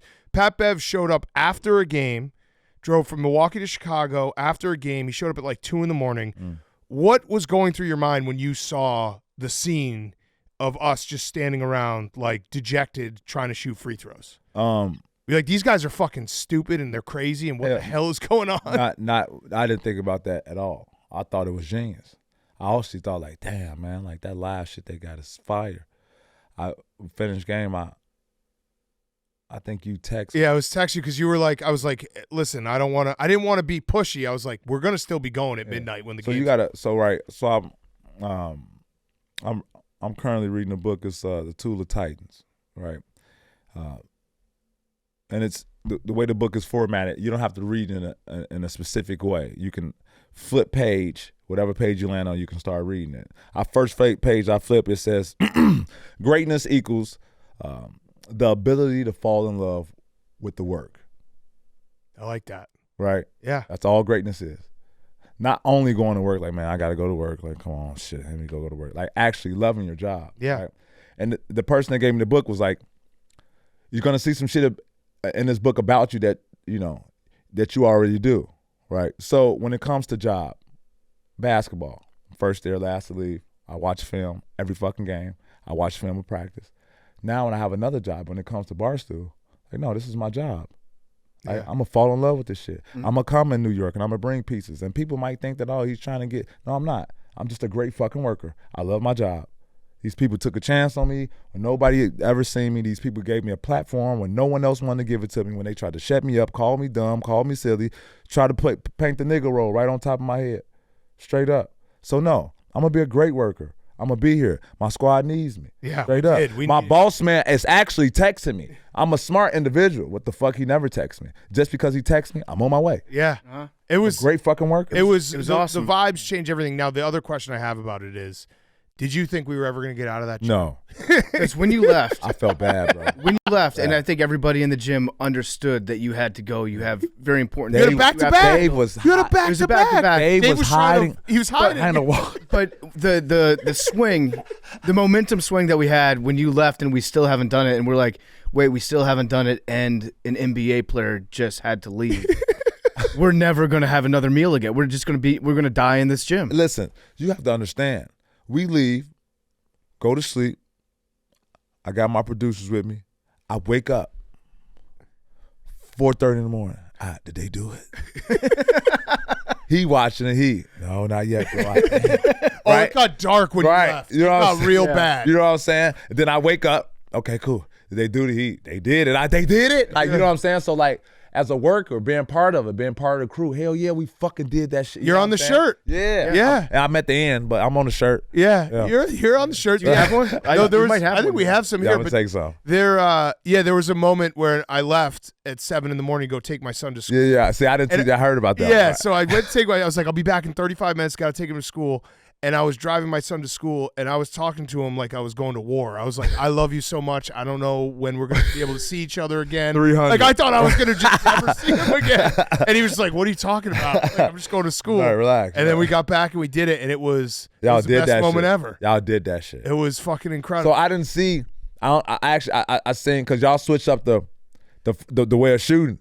Because I'm like, man, Cat, I think you might have to shoot some more. Yeah. So when did you guys do Mulligan? So we had two things happen. One was we got a kid from not a kid, he's a grown man. What's his name? Scott Morris. Scott Morris. He played at University of New Hampshire. He For sure can shoot. He shot 100%. He shot 14 free throws in his entire college career. So he shows up and we're like, uh-oh. He's like, no. I shot 14 free throws because my coach was like, you can't dribble, you can't do anything, you can shoot. So he just stood out on the 3-point line and just hit shots. Like, he was incredible. So he came, that was huge. He was just hitting everything. I think he missed like one free throw out of like 200. He was insane. Damn. So he came, I went to take my son to school. We used the mulligan on 15. Dave hit 30. I showed up from taking my son to school, and it was me. It was 39-40. And I was like, God fucking damn it. Like, I'm going to ruin this. Like, everyone's going to want to kill me. No, I didn't worry about you, though. And then I hit 39-40, then Dave hit 41, and it was. It's okay, the Mulligan's fit. Okay. Yeah, and that guy, Scott Morris, like, he was so good, and he saved our lives. No, like, that's we fire. would have been fucked without him. That's fire. Yeah. I was never worried about you. Because I said when I was shooting, I'm like, Cat, man, you might gotta shoot some more, bro. But it started. My legs started. I think I took like 1,600 free throws. How did you feel afterwards? So the problem was I had a trip to Cabo. Yeah, on you told me. Wednesday, Right. And I was like, this is gonna be the worst divorce of all time. Having to write like, why'd you get divorced? I had to finish 41 free throws and I couldn't go to Cabo. Oh my goodness. I got to Cabo and I went to bed for like 8 more hours. Right. We like literally showed up and I went right to bed. Bravo. I was fucking Worth it. dead. But yeah, worth it. I felt so bad for Titus at the end of it because Titus, he was in the role of no matter what we need from Titus, he'll step up and hit him. Yeah. And so the expectation was he would make 10 in a row every single time. He's a good foul shooter, right? I think he ended up shooting like 93%. 93, literally the best. That percentage would be better than everybody in the NBA. Dude, the other day we were just fucking around and he's like, let me see if I can hit 41 in a row. No problem. He hit 41 in a row. But after 16 hours, yeah. 16 hours of doing it, and your eyes start to go, your brain starts to go, and now we're just like, oh, Titus is up. He's good. Don't worry about it. And then, he'll make 9 out of 10, and everybody will be super disappointed. Like, what the fuck, Titus? Yeah, right. Beef squash with Titus. Yeah. Right? Yeah, we did. You have respect for him now. I'm looking. Motherfucker at the free throw line. Titus. I look. Everybody else's jerseys, make sure not. That's that motherfucker right there, huh? I seen him. Cool looking dude. You got to understand from our perspective, because this is Barstool. We're all a bunch of like out of shape, middle-aged bloggers, podcasters. When we get one athlete in the building, we talk him up. So we're like, we got Mark Titus. Yeah, I can tell. And then if you're that athlete, you carried it on you. Yeah. Yeah, I'm fucking Mark Titus. Watch out. Right. Yeah, right. So Pat Bell walks in like, I'm not. Because we play fives on Friday. Mark Titus, yeah, we play fives on Friday afternoon. He'll play with us and he'll just like go like half speed and just hit threes in everyone's face, being like, "You guys suck." Yeah. Like, fuck you guys. I told you I was on my Pat Bev stuff on I'm Friday. guarding Mark Titus. I that. was telling your producer. I was yelling out what his defensive assignment was. I was on my Pat Bev stuff.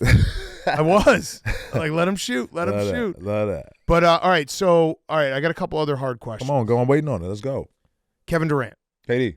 Is he online too much? No.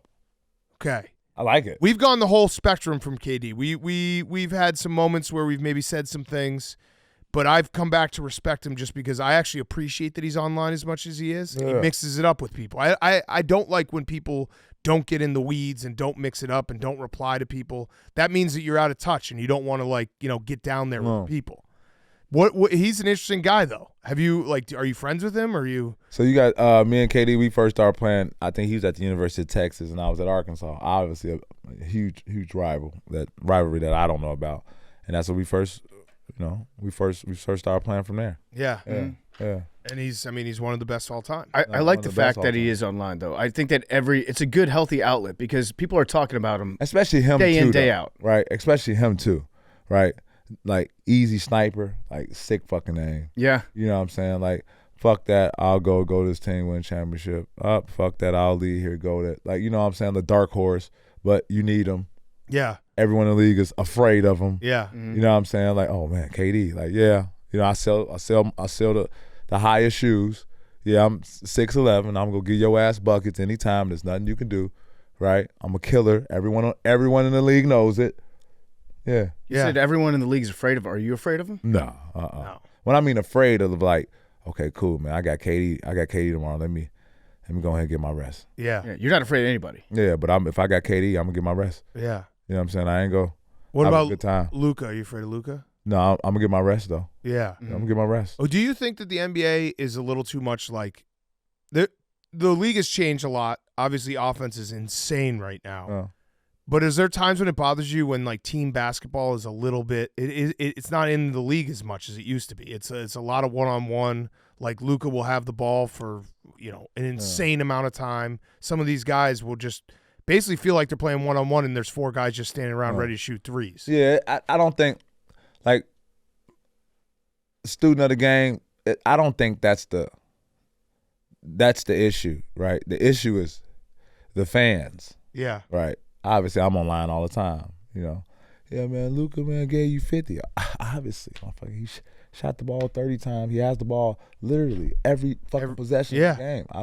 I got to share my possessions. I got 8 fucking attempts every fucking game, and that's on a great day.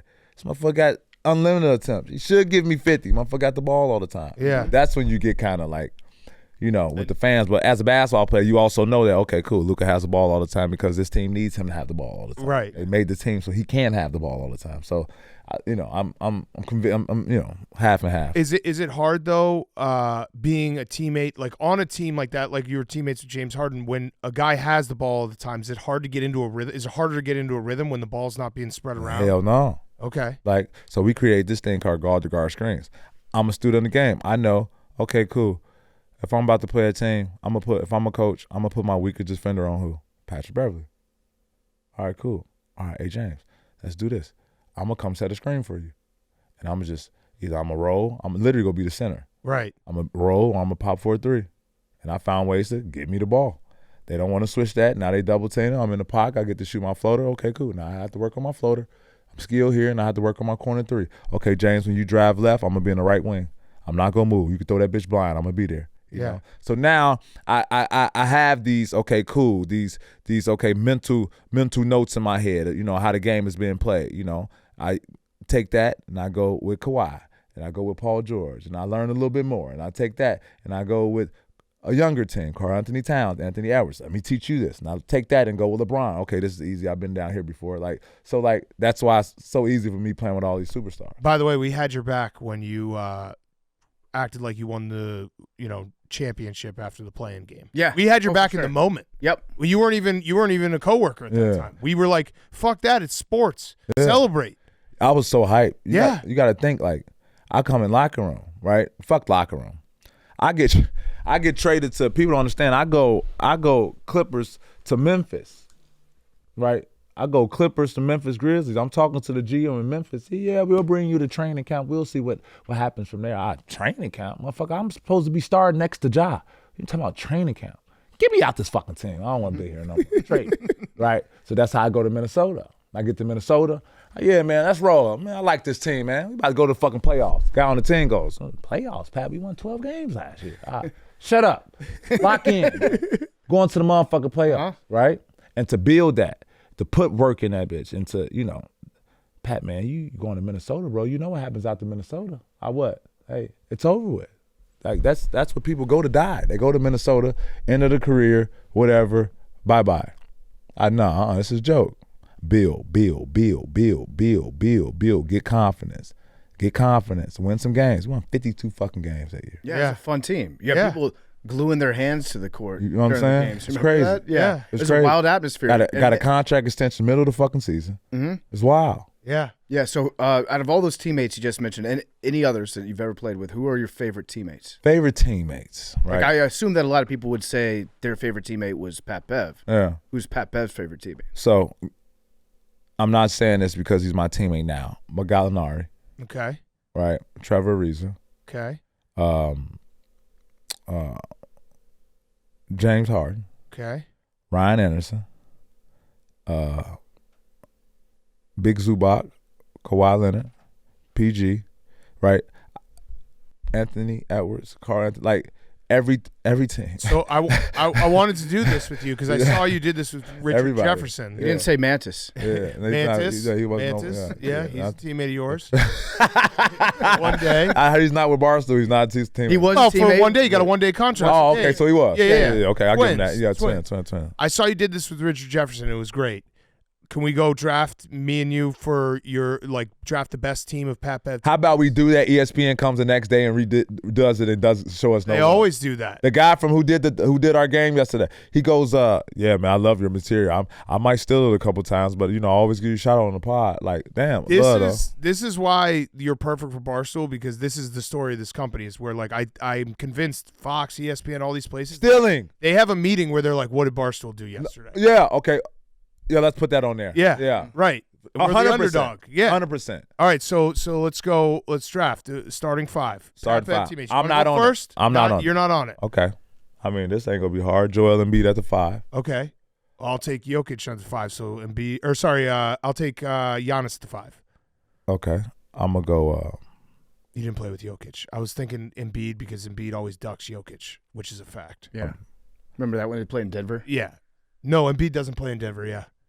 Yeah. He just gave him. Can't remember. He just gave him 40 in Philly though. 2 weeks before. Yeah, When because you played with Embiid, he was probably only- like, look at the schedule. We're playing the Nuggets. I'm going to be mysteriously gone, right? No. Yeah. That's what we heard. He was hurt. So I got Giannis. You got Embiid. I got LeBron James. Okay. Good pick. That's a decent pick. I'll take Anthony Davis. Cool. I'll go James Harden. Okay. I'll go Kawhi Leonard. Okay. I'll go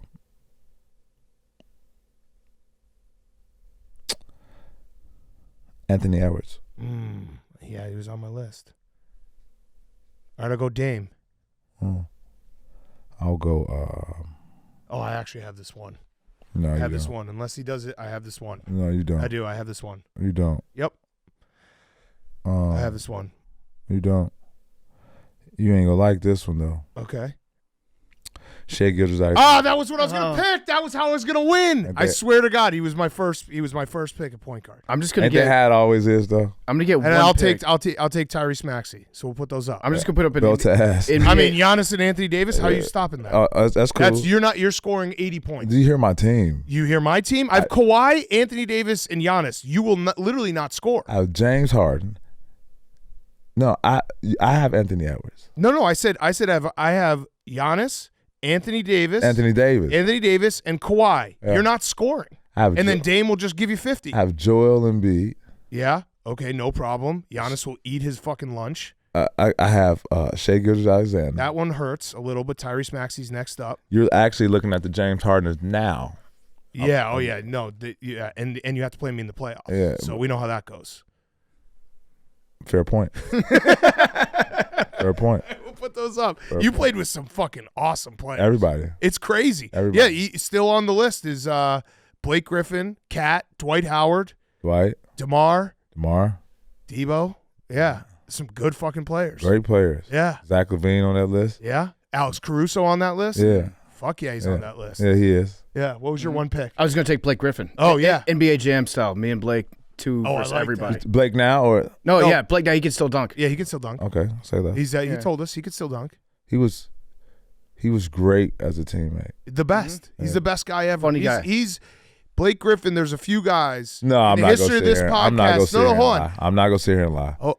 First game we play, first practice I've ever been to Clippers. I ain't trying to hear that shit, Doc. Woo. Him and DeAndre Jordan arguing with Doc. I look at Lou Will. Damn, this is what we signed up for. Mind you, it's prior shit that probably happened before that we don't know Yeah. about. We get in the game. I'm trying to, and I feel like I'm one of the top 5 post feeders, meaning get the ball, pass it to the guys in the post. Blake yells out, "Get the fucking ball." Hey, you could talk to me anyway. Don't talk to me like that though. So, but Blake was cool. Yeah, there's a few people in the history of Pardon My Take. We've been doing it a long time. I can be like, that guy was a huge part of our success. Blake is one of them because he bought in. I mean, he's been a guest for 6-7 years. Like he just bought into everything. He's the best. The best. He gets it. Okay, so what's up with you and JJ Redick? Ain't no smoke. That's my guy. Oh, you guys squashed it. No, well, it wasn't never no beef. I just Well, it seemed like there was some beef. obviously that's how the Doc media saved your is. life, right? What do you mean? I mean, if you tell What do me, you mean the media? You said it. Yeah, You're the media. I am You are the the media. media. I am literally the biggest media in the NBA, and they give me zero credit for it. It's crazy. But yeah, I don't know. You think this tape was, I don't know, caramel color? I think it's brown. I disagree with you. That's all. That's all it is. I still like you. I like your shades. I like your Capitals cat. Like, I even love your hair. You feel me? But I just disagree with what you said. I'm not disagreeing with the person. I'm disagreeing with the message. Separate the art from the artist. Yeah, that's it. That's all I'm doing. I just disagree. That's all. That's it. Do you love playing defense? I feel like in order for me to sustain a career, right, in the NBA, the key or the code to the bank or to the key to get in the door was defense. Now, once I set the stone in 6 years, like I always play long game. Okay, I'm gonna play defense for 6 years, right? I should be cool. If I ride that wave, I should be good for like another 8 or 9 years. Doing that 8 or 9 years, I can show offense now. I should be close to my 30s, like, and that's all that's happened. Yeah. And I get to respect the defense. So now I can go up and smack the shit out of somebody, hit no ball, hit all arm, ref give me steal. You know what I'm saying? And now I can go, okay, cool, let me shoot fadeaways now. I'm 35 years old, what you gonna tell me? Don't shoot it? Man, shut up. I'm trying to hear that shit. So like I used the defense to get in the door, and now I'm allowing people to see the offense. Yeah, it's been great. Has it become harder to play defense in the NBA now with all the you can't touch anybody? No, it's always. But as offensive players, they find their tricks. As defensive players, I find my tricks. Yeah. All right, okay, cool. I can't touch you, but I can overhelp because you don't like to pass. Or I can't touch you. Okay, cool. I'm gonna just deny you. Motherfucker can't score. You don't got the ball. Oh, I can't touch you. All right, cool. I'm gonna touch you in areas where refs can't see. All the gray area spots. Okay, what are those spots? Pause it. What the ref see? What the ref see? What the ref see? Oh, okay. Right wing, underneath the elbow. They really don't see that. I can hit you. I can grab you. I can hold you. Okay, jersey. I'm 6 years in with defense. I'm 3 all defensive guys. Okay, cool. I can check a motherfucker. Ref don't say nothing. So I try to find my cheat codes just like offensive guys find theirs. I love that. There's the old hypothetical, like if you were to take an average fan and lock them in a gym with you for, let's say, like 2 hours, how many points could an average fan score? Average fan? Yeah. How tall is this average fan? Average height? Let's say like Hank. Let's say Hank. He's 6 feet tall. He can't dunk. He thinks he's going to be able to dunk. No, maybe the one shot where you dribble, pick up your dribble, can't shoot, turn around, throw Toss it. yeah, over your goes head. in. You get a lucky bounce. Yeah, that probably 2 of those, but that's it. So That would 2 hours, be- 4 points, 2 hours. What about that? Would be a great next challenge. Good stream, yeah. You versus Dave Portnoy. He Locked in can't a gym. leave till he scores. Yeah, and you know him, he'll probably like make that shot. Like the heave. Yeah, but no, he can't. You'd also be like, throw oh, it 'cause my his shoulder. Yeah. That's what I'm saying. He might do this from the behind. Goes Clamp in. him. He runs off. You know But what you I'm get saying? like probably in 2 hours, I think you could have 300 block shots Yeah. against Dave and just swat him. Yeah, Yeah. easy. What? But you got to think, I don't block shots. Like, so in basketball, I've learned, like, okay, cool. I don't jump like the way I used to. I'm fucking 35, so I have to figure out another way. Hey, coach, you look through the rule book. What is counted as a block shot? Where obviously, Pat, over the top is counted as block shot, but swiping down, hitting it before it goes up, counts as block shots. I go to Kawhi. Hey, Kawhi tells me, hey, Pat, you want to be on the all-defensive team? You got to get more blocks. Okay, cool. I can't get the block up top. But most of the guys, when they got the ball, they take it low. To their hip, to the yeah. eye. If I have my hand right there above the belly, I can get everyone's ball. I led the league in blocks. How many block shots a year do you have just screaming like "woo" in someone's ear right before they shoot, like yelling? No, my shit is more like, give me that shit. Right before they shoot, because that counts as a block shot in my eyes. Yeah. I did that when we were playing pickup yesterday. I had one of the guys admitted it. He was about to shoot, and I couldn't get to him, and I just went woo. Yeah. Right as he was shooting. And Yeah, he just most of the bricked people, it. but most people, they kind of scared anyway. Yeah. Yeah. You know what my trick used to be when I was playing pickup? If somebody was shooting a 3, I would just fall down in front of them if I'm playing defense. Just like make a big display out of falling down their face. And they start laughing as they're taking the shots. They're like, what the fuck was that? I And was like, fell down. it's so crazy you said that. We in training camp with the Clippers. We running the play, Doc, it's so crazy you just said this story. Doc Rivers was like, hey, yo, Pat, I just want you to just fall down. Inbound the ball, I fall down. Everybody look at me. Corner 3. You said the same thing. It's the old, like, 6 bark like a years later. dog play Yeah. where, like, the defense is like, It what the works. fuck is going Yeah. on? Literally worked. Literally. All right, I got one last question. This has been awesome. We're gonna have you back on in the playoffs now that we've done it in person, which was long overdue, even though you stole Roan. Yeah, you guys literally gave them to me. Yeah, that's true. That was a mistake. Yeah. That was a trade I'd like to have back. Ooh. We're Ooh. There's a 14-year-old right now, though, that's going to be on part of my take. Yeah, that is. We gave you wrong. We got future That rights. we gonna talk about. 14-year-old. Yeah. Right. All right. So last question, Roback question, rhoback.com. Use promo code TAKE, 20% off your first purchase. Q-zips, polos, hoodies, joggers, everything. The best clothes out there, Roback.com. Use that code TAKE, 20% off. You and referees, Yeah. do they respect you? And is there one ref that gives you a really hard time? Because I love that about the NBA where there'll be, who's the ref who would just always tee up Tim Duncan no matter what? Was that Joey Crawford? It might have been Joey Crawford. Oh, yeah. But is there one ref that you're like, all right, they're reffing tonight and they're just going to give me hell? No. They mostly respect you? Yeah, but they also know that I flirt the lines too. Yeah. Like So where is the line? Like is it obviously different with each ref, but how close do you get to the line on a night to night? I always know before a game. Right. I go up to ref, before the national anthem, I go up to ref. What's up? What's going on? I see who talks, okay, but you gotta understand they're still human too. They got, the kid might be sick or, it's a lot going on, right? refs are human too. So I kind of get the energy from there, right? Okay, cool. I see a rookie or something. Hey, man, you ever ref me before, man? No. Hey, y'all tell them how to ref me, man. Don't be calling that soft ass shit, man. I ain't got time for this shit, bro. For real. People watching me on TV, bro. You go fuck up my defensive rating. Straight up. So don't be calling all that ticky-tack shit.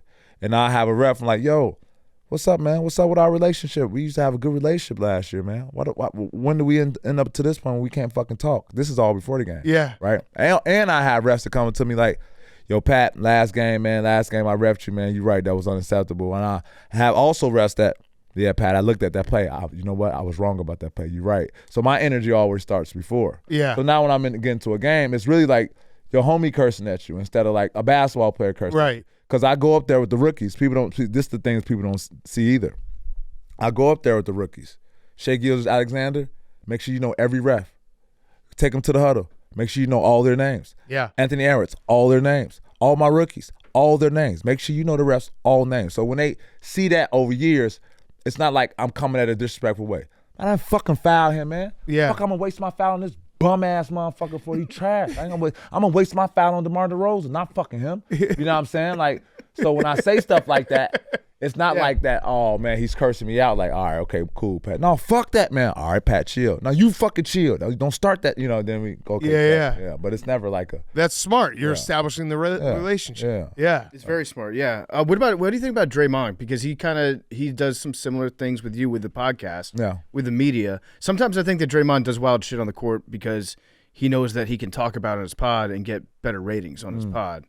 So he's like doing marketing for himself when he plays basketball sometimes. Yeah. But like in terms of his game on the court, he's known as a fiery guy. He's known as somebody that crosses that line. What's it like playing against him? So, what people you have to understand with Draymond, regardless of people like it or not, he's a champion. 1, 2, 3, 4-time champion. Right? Their team makeup isn't anyone who gets texts. Literally. No one else on their team. Right? Wiggins, he don't get no text. Steph definitely ain't get a tech unless he throw mouthpiece or some shit. Like, Yeah, he did do that. Yeah, That was very you feel me? dangerous. Clay really don't get no tech. So somebody got to establish a foundation of, hold on, yeah, we're the champions and we ain't no motherfucking pussies neither, and that's Draymond. But what comes champion, he's able to say things that no one else in the NBA can say. Yeah. He says shit sometimes, what the fuck? You can say that? Like, even if I said it, I'll get a tech, and I got whatever I have and whatever the individual wars I had defensively and whatever. But when you're a champion, not just 1, 2, 3, 4, you can say shit and you can get away with it. Yeah. I mean, I love watching Draymond play. He's gone a little crazy at times, but what he does on defense is like insane. Yeah. It's just Elite. Everything he's doing on defense Elite. means something, and he's Elite. never like wasting a step, and he's always in the right place. And they let him roam guys. too. Yeah, right. They give him the J.J. Watt treatment. Right. They let him do whatever the fuck you want. Oh, I like that cross-sport analogy. Yeah. They give him the J.J. Watt treatment. Freelance. Yeah. How much football do you watch? A lot. Not a lot. But when I had microfracture, first person I reached out to was J.J. Watt. Yeah. He reached out to me. The doctor who did his did mine. And he listened, man, I want you to plan small milestones, Pat, each way, small goals. Okay, today I'm going to take this. I'm going to do 1,000 quad squeezes. This day I'm going to take my first step. I'm going to get off crutches this day, right? And he literally gave me the whole thing to get back from microfracture. No one's ever come back from microfracture. Yeah, it's like the hardest surgery, right? Literally, because hardest. they I've been off microfracture for 5 years. Yeah. People don't even come back. Chandler Parsons don't even come back. Amari Stoudemire hasn't even come back. Kenya Martin hasn't even come back from the injury. I'm 5 years strong. Yeah. You know what I'm saying? Didn't miss a day. got you. Listen to everything. You know what I'm saying? Oh, my bad. Right, you know what I'm saying? But like, yeah. So I watch people who who had a little influence on me. So I used to watch JJ. Yeah, JJ's a good dude. He's another one where we bullied him into an interview way at the beginning of Pardon My Take, and he's become part of the history of Pardon My great. Take. Good dude. We literally online bullied him. Yeah, but I go from like, as you say, I've been on so many teams. So I just kind of take up the makeup. My original team is obviously the Bears, but right, don't go say so less, well, yeah, right, yeah. most of the time. So I usually adopt the team I usually go to. No, we can't do Packers. You can't. I You cannot cannot do Packers. You can't do that. You're not allowed to. I don't like the pause you're taking right now. Let's see how this year plays. Okay, fucking A, Let's man. just see how this year plays out first, and then I'll see if I'm gonna get a cheesehead. Oh god. Make you an owner of the team. Yeah, buy sell you some a share. stock that means nothing. All right, well, I got one last question. Yeah. Do you guarantee a championship this year? I guarantee a chance to compete for a championship. Yes, Yeah, that's a smart answer. it's the only answer. okay. I mean, you're good enough. Yeah, The Bucks. That must have been like it's a big mood swing. You're like, we have 11 fuck it. starters. I get traded again, and then wait, it's to a team that like I actually think I might be a good piece on this team. And So that's why the trade happened. The trade happened like, okay, cool. We need something that you have. Take campaign. Take the 14-year-old. Everything's cool, right? You got Doc back. Doc already like Pat, do your thing. But you got to think I'm also like Doc's not coaching. Doc, I'm thinking about you. You feel me? We lose with the Bulls. Hey, Doc, man, y'all got a chance to win a championship, bro. I'm rooting for y'all. Like, he texts me, Pat, what you see? Anything you see out there? Nah, Doc. Before games, Pat, what you think about this game? Fuck that, Doc. We playing the Bulls, Doc. Rebounding is the only thing we should think about, right? So, like, influences are real big when it comes to all that. Yeah. So when it comes to coaching and when it comes to all that, I can't wait. How many years do you want to play? How many more years? Oh, I probably got another 6 in me. Okay, and then you'll just start being a everyday guy here. You've Yeah. already been here. I mean, you had a party here last night, which thank you for taking care of all of my people. You know, It was a wild text to get. Pat was just like, but you got to 10 think, a.m. on Friday. guys think like, oh man, what Pat taking us to the motherfucking hood or something? You Yeah. know, especially when I send the address, and they don't know. Yeah. Then they get here like, oh shit, Pat, I should have came an hour early. Yeah. I'm like, literally the best place. He if texted you're an me adult to 10 go. a.m. on Friday. He was like, Cat, I need a place for after the game. Day of game. Yeah. He's like teammates, cards, friends, chicks, hookah. I need it. And I was like, all right, I guess so. We'll do it. and listen, and Big Cat made it so easy, man. Everything was yes. I couldn't say no to you. Everything was yes. Everything was okay, cool. I need 20 hookahs. Can't have 20 hookahs. I said, Pat. I was like, we got a lot of expensive equipment. I was like, how about 5? You're like, how about 10? I was like, all right.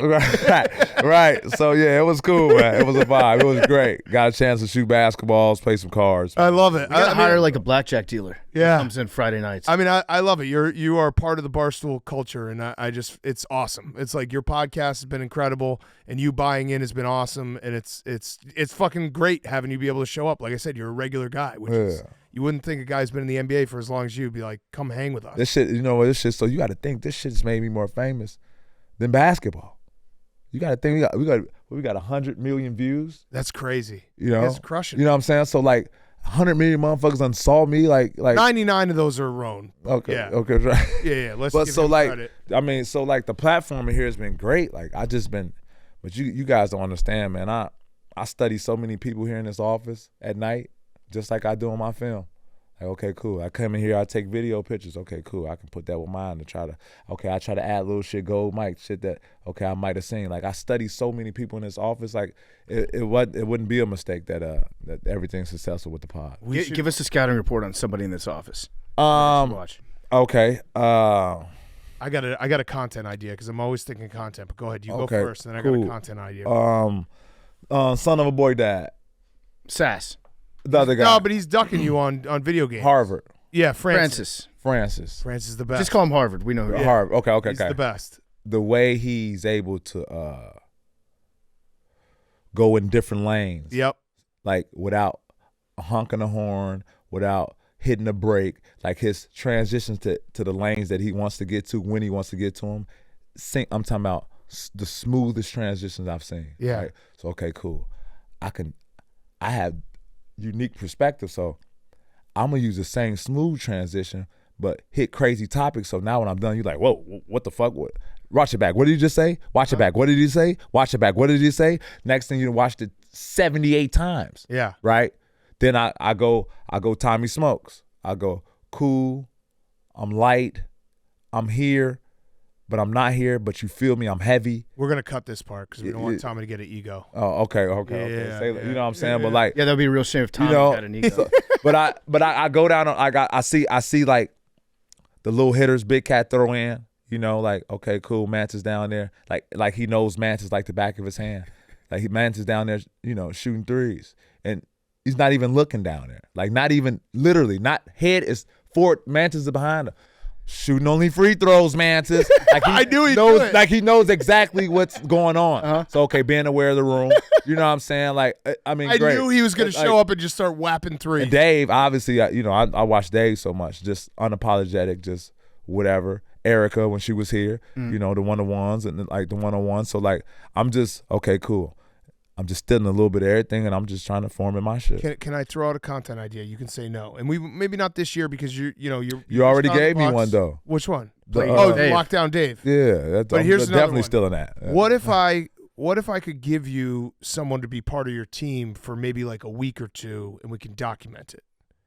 He just goes everywhere Pat goes. He's part of your team. You can maybe even have him drive for you. He's bag man. He's doing everything with you. Ben Mintz. The guy who said nigger. Him. Right? That guy. That's an unfortunate part of this story. Well, and yesterday, And that's the only thing. He said it in a lyric, but yes. I know, but he did say, listen, you got to understand, once I hear that name, that's the first thing I think of. Okay. Yeah, so, but, I mean, so maybe somebody else. I'm the turn of the, I believe in Jesus Christ, so I'm the turn of the cheek type of guy. Maybe someone else. It's a good point. Fair point. But I'm the turn of the cheek guy, so yeah, come on, have him slide with me. Ben Mintz turned his cheek the other day, got hit in the face with a football. Got a concussion style. Yeah. What about Frank the Tank? Ooh. I've gone on record to say Frank the Tank he's really the magician. He is he's more famous than anyone at Barstool. Yeah, like people, when we talk to coaches, athletes, everything, they always like JJ Watt is like, he texts me, he's like, I can't get enough of Frank the Tank. He's the Watch best. all of his videos. I come in the office, I think because he was running late. Yeah. I was in the office, I brought donuts, it was a lot of content being put out. You seen people that were not in the office in the background. Obviously, if they don't know you guys don't watch that, they're crazy, right? He comes in a little late. Yeah, Pat, all the trains are down. I'm like, what? All the trains. He'll give it to you, I got to get a train back. Yeah, everything's down. Everything's down. What the fuck is going on, man? We had Blake Griffin come in the office when he was on the Nets, and Frank was a Nets fan, and Frank, I think, said, he was like, yeah, Blake, you're like a B- C+ this year. Just straight to his face. And Blake's like, what? Right. Yeah, that's Frank. He knows. Right. But he doesn't want you to know he knows everything. Yeah. He's great. Yeah. He's great. All Shout out right. to Frank the Tank. Well, Pat, thank you for making time for us. Thank you for allowing me to have me on here, bro. Yeah, you'll be back on. We got to get you back on in playoffs, whether in person or Zoom. Love You're that. only 90 minutes away. Only. Yeah, so we'll come up to you. No. Hey, you came down here. We got to come up to you. I like coming here. Yeah. The office is very We'll get Giannis on, too. Yeah, I like that. Yeah. Yeah. All right, you're the best. Go subscribe. Pat Love gang. Bev. Love. Pat Bev Pod with Roan. With Ron. Yeah. Love gang. Pat Bev was brought to you by Morgan & Morgan. Morgan & Morgan is America's largest injury law firm. They're sponsoring Fyre Fest. If you have a Fyre Fest out there that resulted in maybe a mild or moderate injury, I would call the good friends at Morgan & Morgan to help you out, because fixing your Fyre Fest is hard. Submitting a claim with Morgan & Morgan is so easy. They're America's largest injury law firm. If you're ever injured, you can check out Morgan & Morgan. They have over 100 offices nationwide, more than 1,000 lawyers. With over $20 billion recovered for over 500,000 clients. That's right, that's $20 billion recovered. Morgan & Morgan has a proven track record of fighting to get you full and fair compensation. If you're ever injured, you can check out Morgan & Morgan. Their fee is free unless they win. For more information, go to forthepeople.com/PMT or dial #law. That's pound 529 from your cell phone. That's forthepeople.com/PMT or hit #law, pound 529 from your cell. This is a paid advertisement. Okay, Fyre Fest of the week. Let's wrap it up. Hank. Yeah, my Fyre Fest. I still have a Christmas tree and I don't know what to do. What? Oh, nice, Hank. It's March. Yeah. I respect that. Well, we were January. I was locked into comedy. It was still This is January. going to be a great spin zone. Then we were in Vegas. Yeah. Then I was in Arizona. Okay, there's a lot of time. No, the in entire between time. there. We're going to be in October, and Hank's still going to Yeah. be using this comedy show as a reason. Yeah, why. seriously. Well, no, that was for January. Then it was Super Bowl. Then we were in Arizona. Then I was kind of sick. I didn't feel 100%. And now Wait, You've no, barely been here. you were like, then I was hungover for a week, and so I couldn't take it out. And then, last week probably should have taken it out, and now it just stares me in the face. It's like, fuck. And Make it an Easter tree. in my old building, both of my old buildings, I used to have, like, you could pay for storage or whatever. Because I bought, it's like a $150 tree or something. I don't want to just throw it out. Throw it off the balcony. Definitely not doing that. Why? But what I was thinking is, like, this room could use some. No, we're not taking your garbage. There's no chance you're going to bring it in because Yeah, the worst. I would. No, because the worst part allowed. about. So here's the thing about the Christmas tree, Hank, is it's gotten so dry now. Well, it's a fake That- tree. Oh. That's what I'm saying. I should Just store fucking. it. I can store it. Here. Or just throw. No, you can't store it here. I'll take it back next December. No, because you'll forget to take it back. No, I won't. I'll need a tree. Just store it somewhere Where? in your car. Or your I'm closet. not storing it in my car. Put it in your kitchen. I don't have room in my closet. Just keep it up. I know it's dude. It doesn't like you can't like break it down. I don't have closet space. You have no storage in your Wait, apartment? Hank, the tree I have a definitely closet comes with apart. with shit in it. Put it in the front of your parking spot. No. Just put it in shotgun and drive around with it. Yeah. You're gonna I think we're now his storage. If allowed, I think it could help No. spice. Hank, No, walk, I'm gonna walk say me no through- out of principle. Walk me through the content, Brand, on your part. We're not allowed to have a flight simulator in the office, but we can have a Christmas tree taken up pretty much Well, the we exact have same amount of storage room. space. I'll put it in a bin in the back of a closet. No, we're not your storage. All right. So then I'll just throw it away. I don't know. Oh no. Don't threaten us. Well, no, like I was hoping you guys were going to give Oh me some no. solutions. Do Not you just hear like, that, put it in PFT? You shotgun might in your throw it car. away. So why don't you just like put it on your hallway and hope it disappears? Because that's throwing it away, and then my building is mad at me. Yeah. Just put it in someone else's. when you room. said you still had a Christmas tree, I think we both assumed that you had a live Christmas tree Yeah. or a tree that was at one point alive. Dude, just throw it in a dumpster. I'm probably going to do that. I just like it's a nice tree. I like it. I'm going to. You have enough Am I gonna- storage in your apartment. You live in a 2-bedroom apartment by yourself. Yeah. And there's not a fucking closet that you can break it down and put it in a box? I guess it's just going to take up a lot of space. Put it under your bed. Wait, dude, are Have you one of going? those beds? You're going box spring on the ground? No. No, he's got a nice bed. I got a nice bed, but there's not. I don't have like a child's bed where there's. There's not. under- There's definitely a closet in your apartment that I have has no two space. closets. And there's not. Yeah. You got a third closet. Yeah. All right. I'll think about it. Well, I'm getting rid of it, but I guess it's either trash or closet. Not here. Yeah. I was hoping you guys would be like, we need a tree. No. No. Finally, No. it's white. It's a white Christmas tree. This is a fucked up tree. This I don't. is now. I don't want that tree. become anywhere talked about near me. Sick joke. Get a live tree, Hank. Oh my god. Have some Christmas spirit. All right. Was it white before Nicky Smokes came over? Nope. He's never been over my apartment condo. Never will. Condo. I always. Let's Well, get that clear. It's a condo, people. He owns. I didn't know that was a difference until people were like, "Why don't you say condo?" Yeah. Condo does sound a lot cooler. Yeah. But before I thought they were the same thing. Have you had to talk to the board at all for anything? When I was moving in, Yeah. and then we had like a monthly meeting once. You went? I went in the summer, and it was just literally 8 super old women drinking wine. And you went. Yeah, it was great. That rules. Yeah. Did you offer any Good vibes. suggestions? No, we just talked about life. Actually, I explained Barstool to them. They were like, "Oh, Wait till the next board meeting. Go to it. Bring a bottle of wine, and then be like, "Hey, ladies, I got a good idea. How can we spruce up the lobby? How about a white Christmas tree?" Boom. Problem solved. Big Kid, I've got some news for you. What? Some breaking news. Oh. Hank? Moves. Nervous. Wait, did I get a Schefter alert? Jalen Johnson extended. Oh, okay. Yes. Let's go. 4-year deal. Yeah, he was franchise tagged, and they were saying they were going to keep working on it. Mm-hmm. Fucking love it. It's a good Let's move. go. Bears are back. Bears are back. I don't Oh, think yeah, PFT can be tripping." I mean, I saw you say this too, which I saw it was like, Arnold Brothers meme when you posted a picture of Blake, and people were like, "How long have those picture frames been on your floor?" Yeah. I still. It's like I'm 95% moved in, but Oh, I dude, still, I have- for whatever reason I have two pictures that I haven't hung up that I have the material. That's where they live. I now. have Yeah. I have a room in my house that's my like office, and it just has boxes that have never been unpacked. Every Every kitchen should have 2 pieces of art that just kind of lean up against the refrigerator. Yeah. All right, PFT, your Fyre Fest. I've got 2. The first one is that Hank owes me $60,012. Ooh, that sounds like a lot. It's a lot of money. So I've taken $60,000 from Hank, really $60,020 over the last 2 days playing golf against him.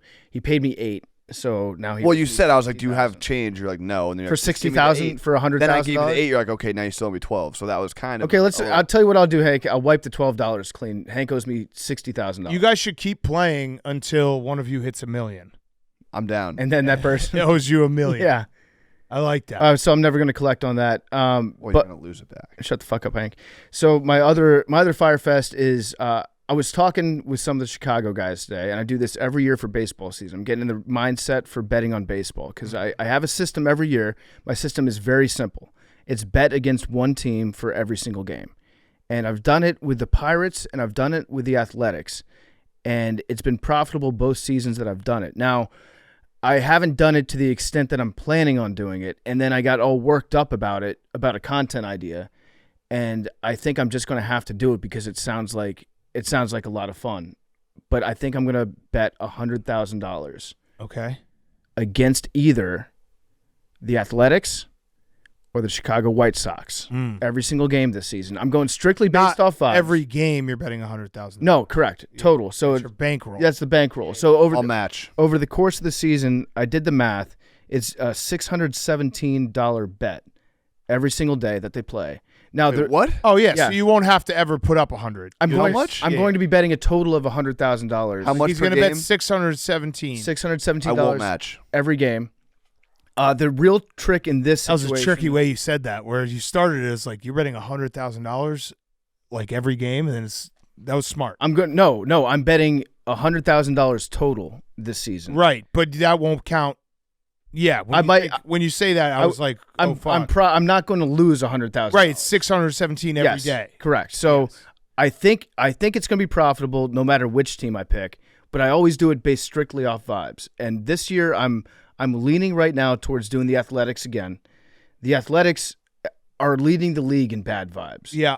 Nobody in Oakland wants to go see them anymore. The team is halfway in Las Vegas, putting up like fake bullshit, coked out photoshops. Vegas doesn't want them. Vegas doesn't want them either. Yeah. The Photoshop they put out at the new stadium. Did you see it? Yeah. It's insane. It's an insane Photoshop, and the plot of land that they're going to say that they're building it on is not big enough to fit that ballpark. Yeah. To put that on, and the Athletics have turned off replies to all their tweets. I love that. So you can't even reply to a single tweet that they have, which goes against the First Amendment, and judging by their pitching staff, the Second Amendment as well. Look at this Photoshop right here. It's crazy. I love it. I want this stadium. It's just insane. I would love it too. It's also probably It's Sydney Opera House. I was going to say it's probably violating some sort of copyright infringement on the Sydney Opera House.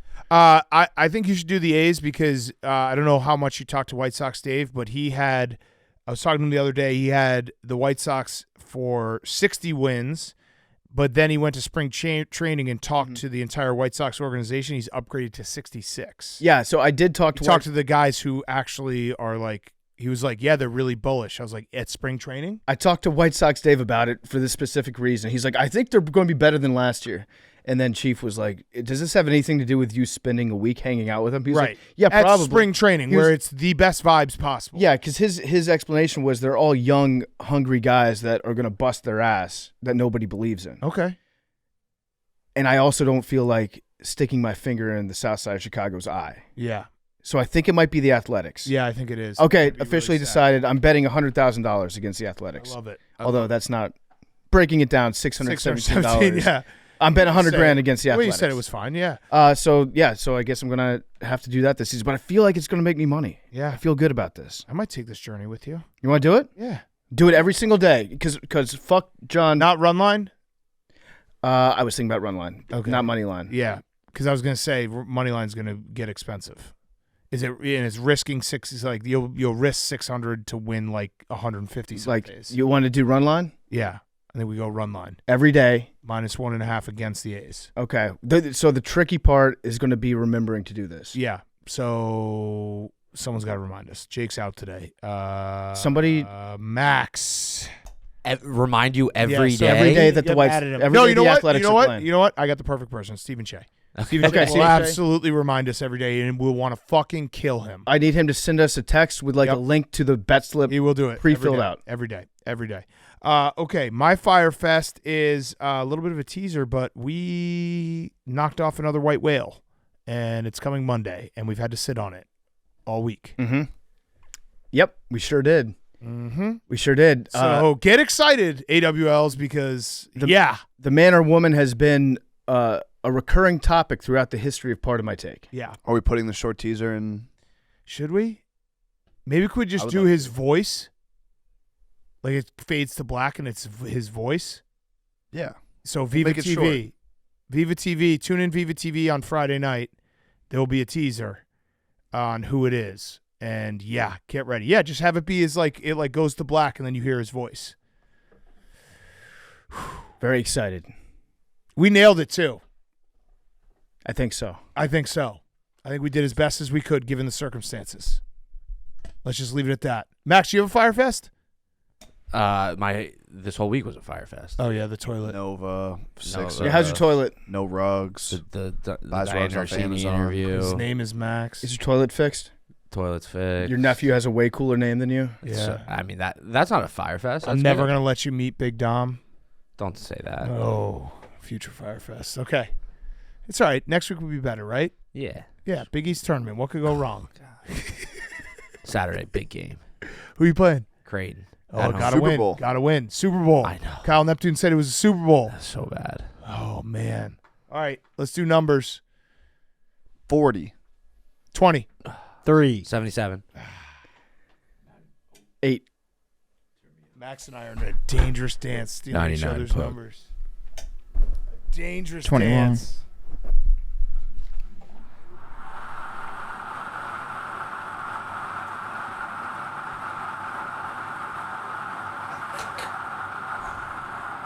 $36. Love you guys. Get excited for Monday.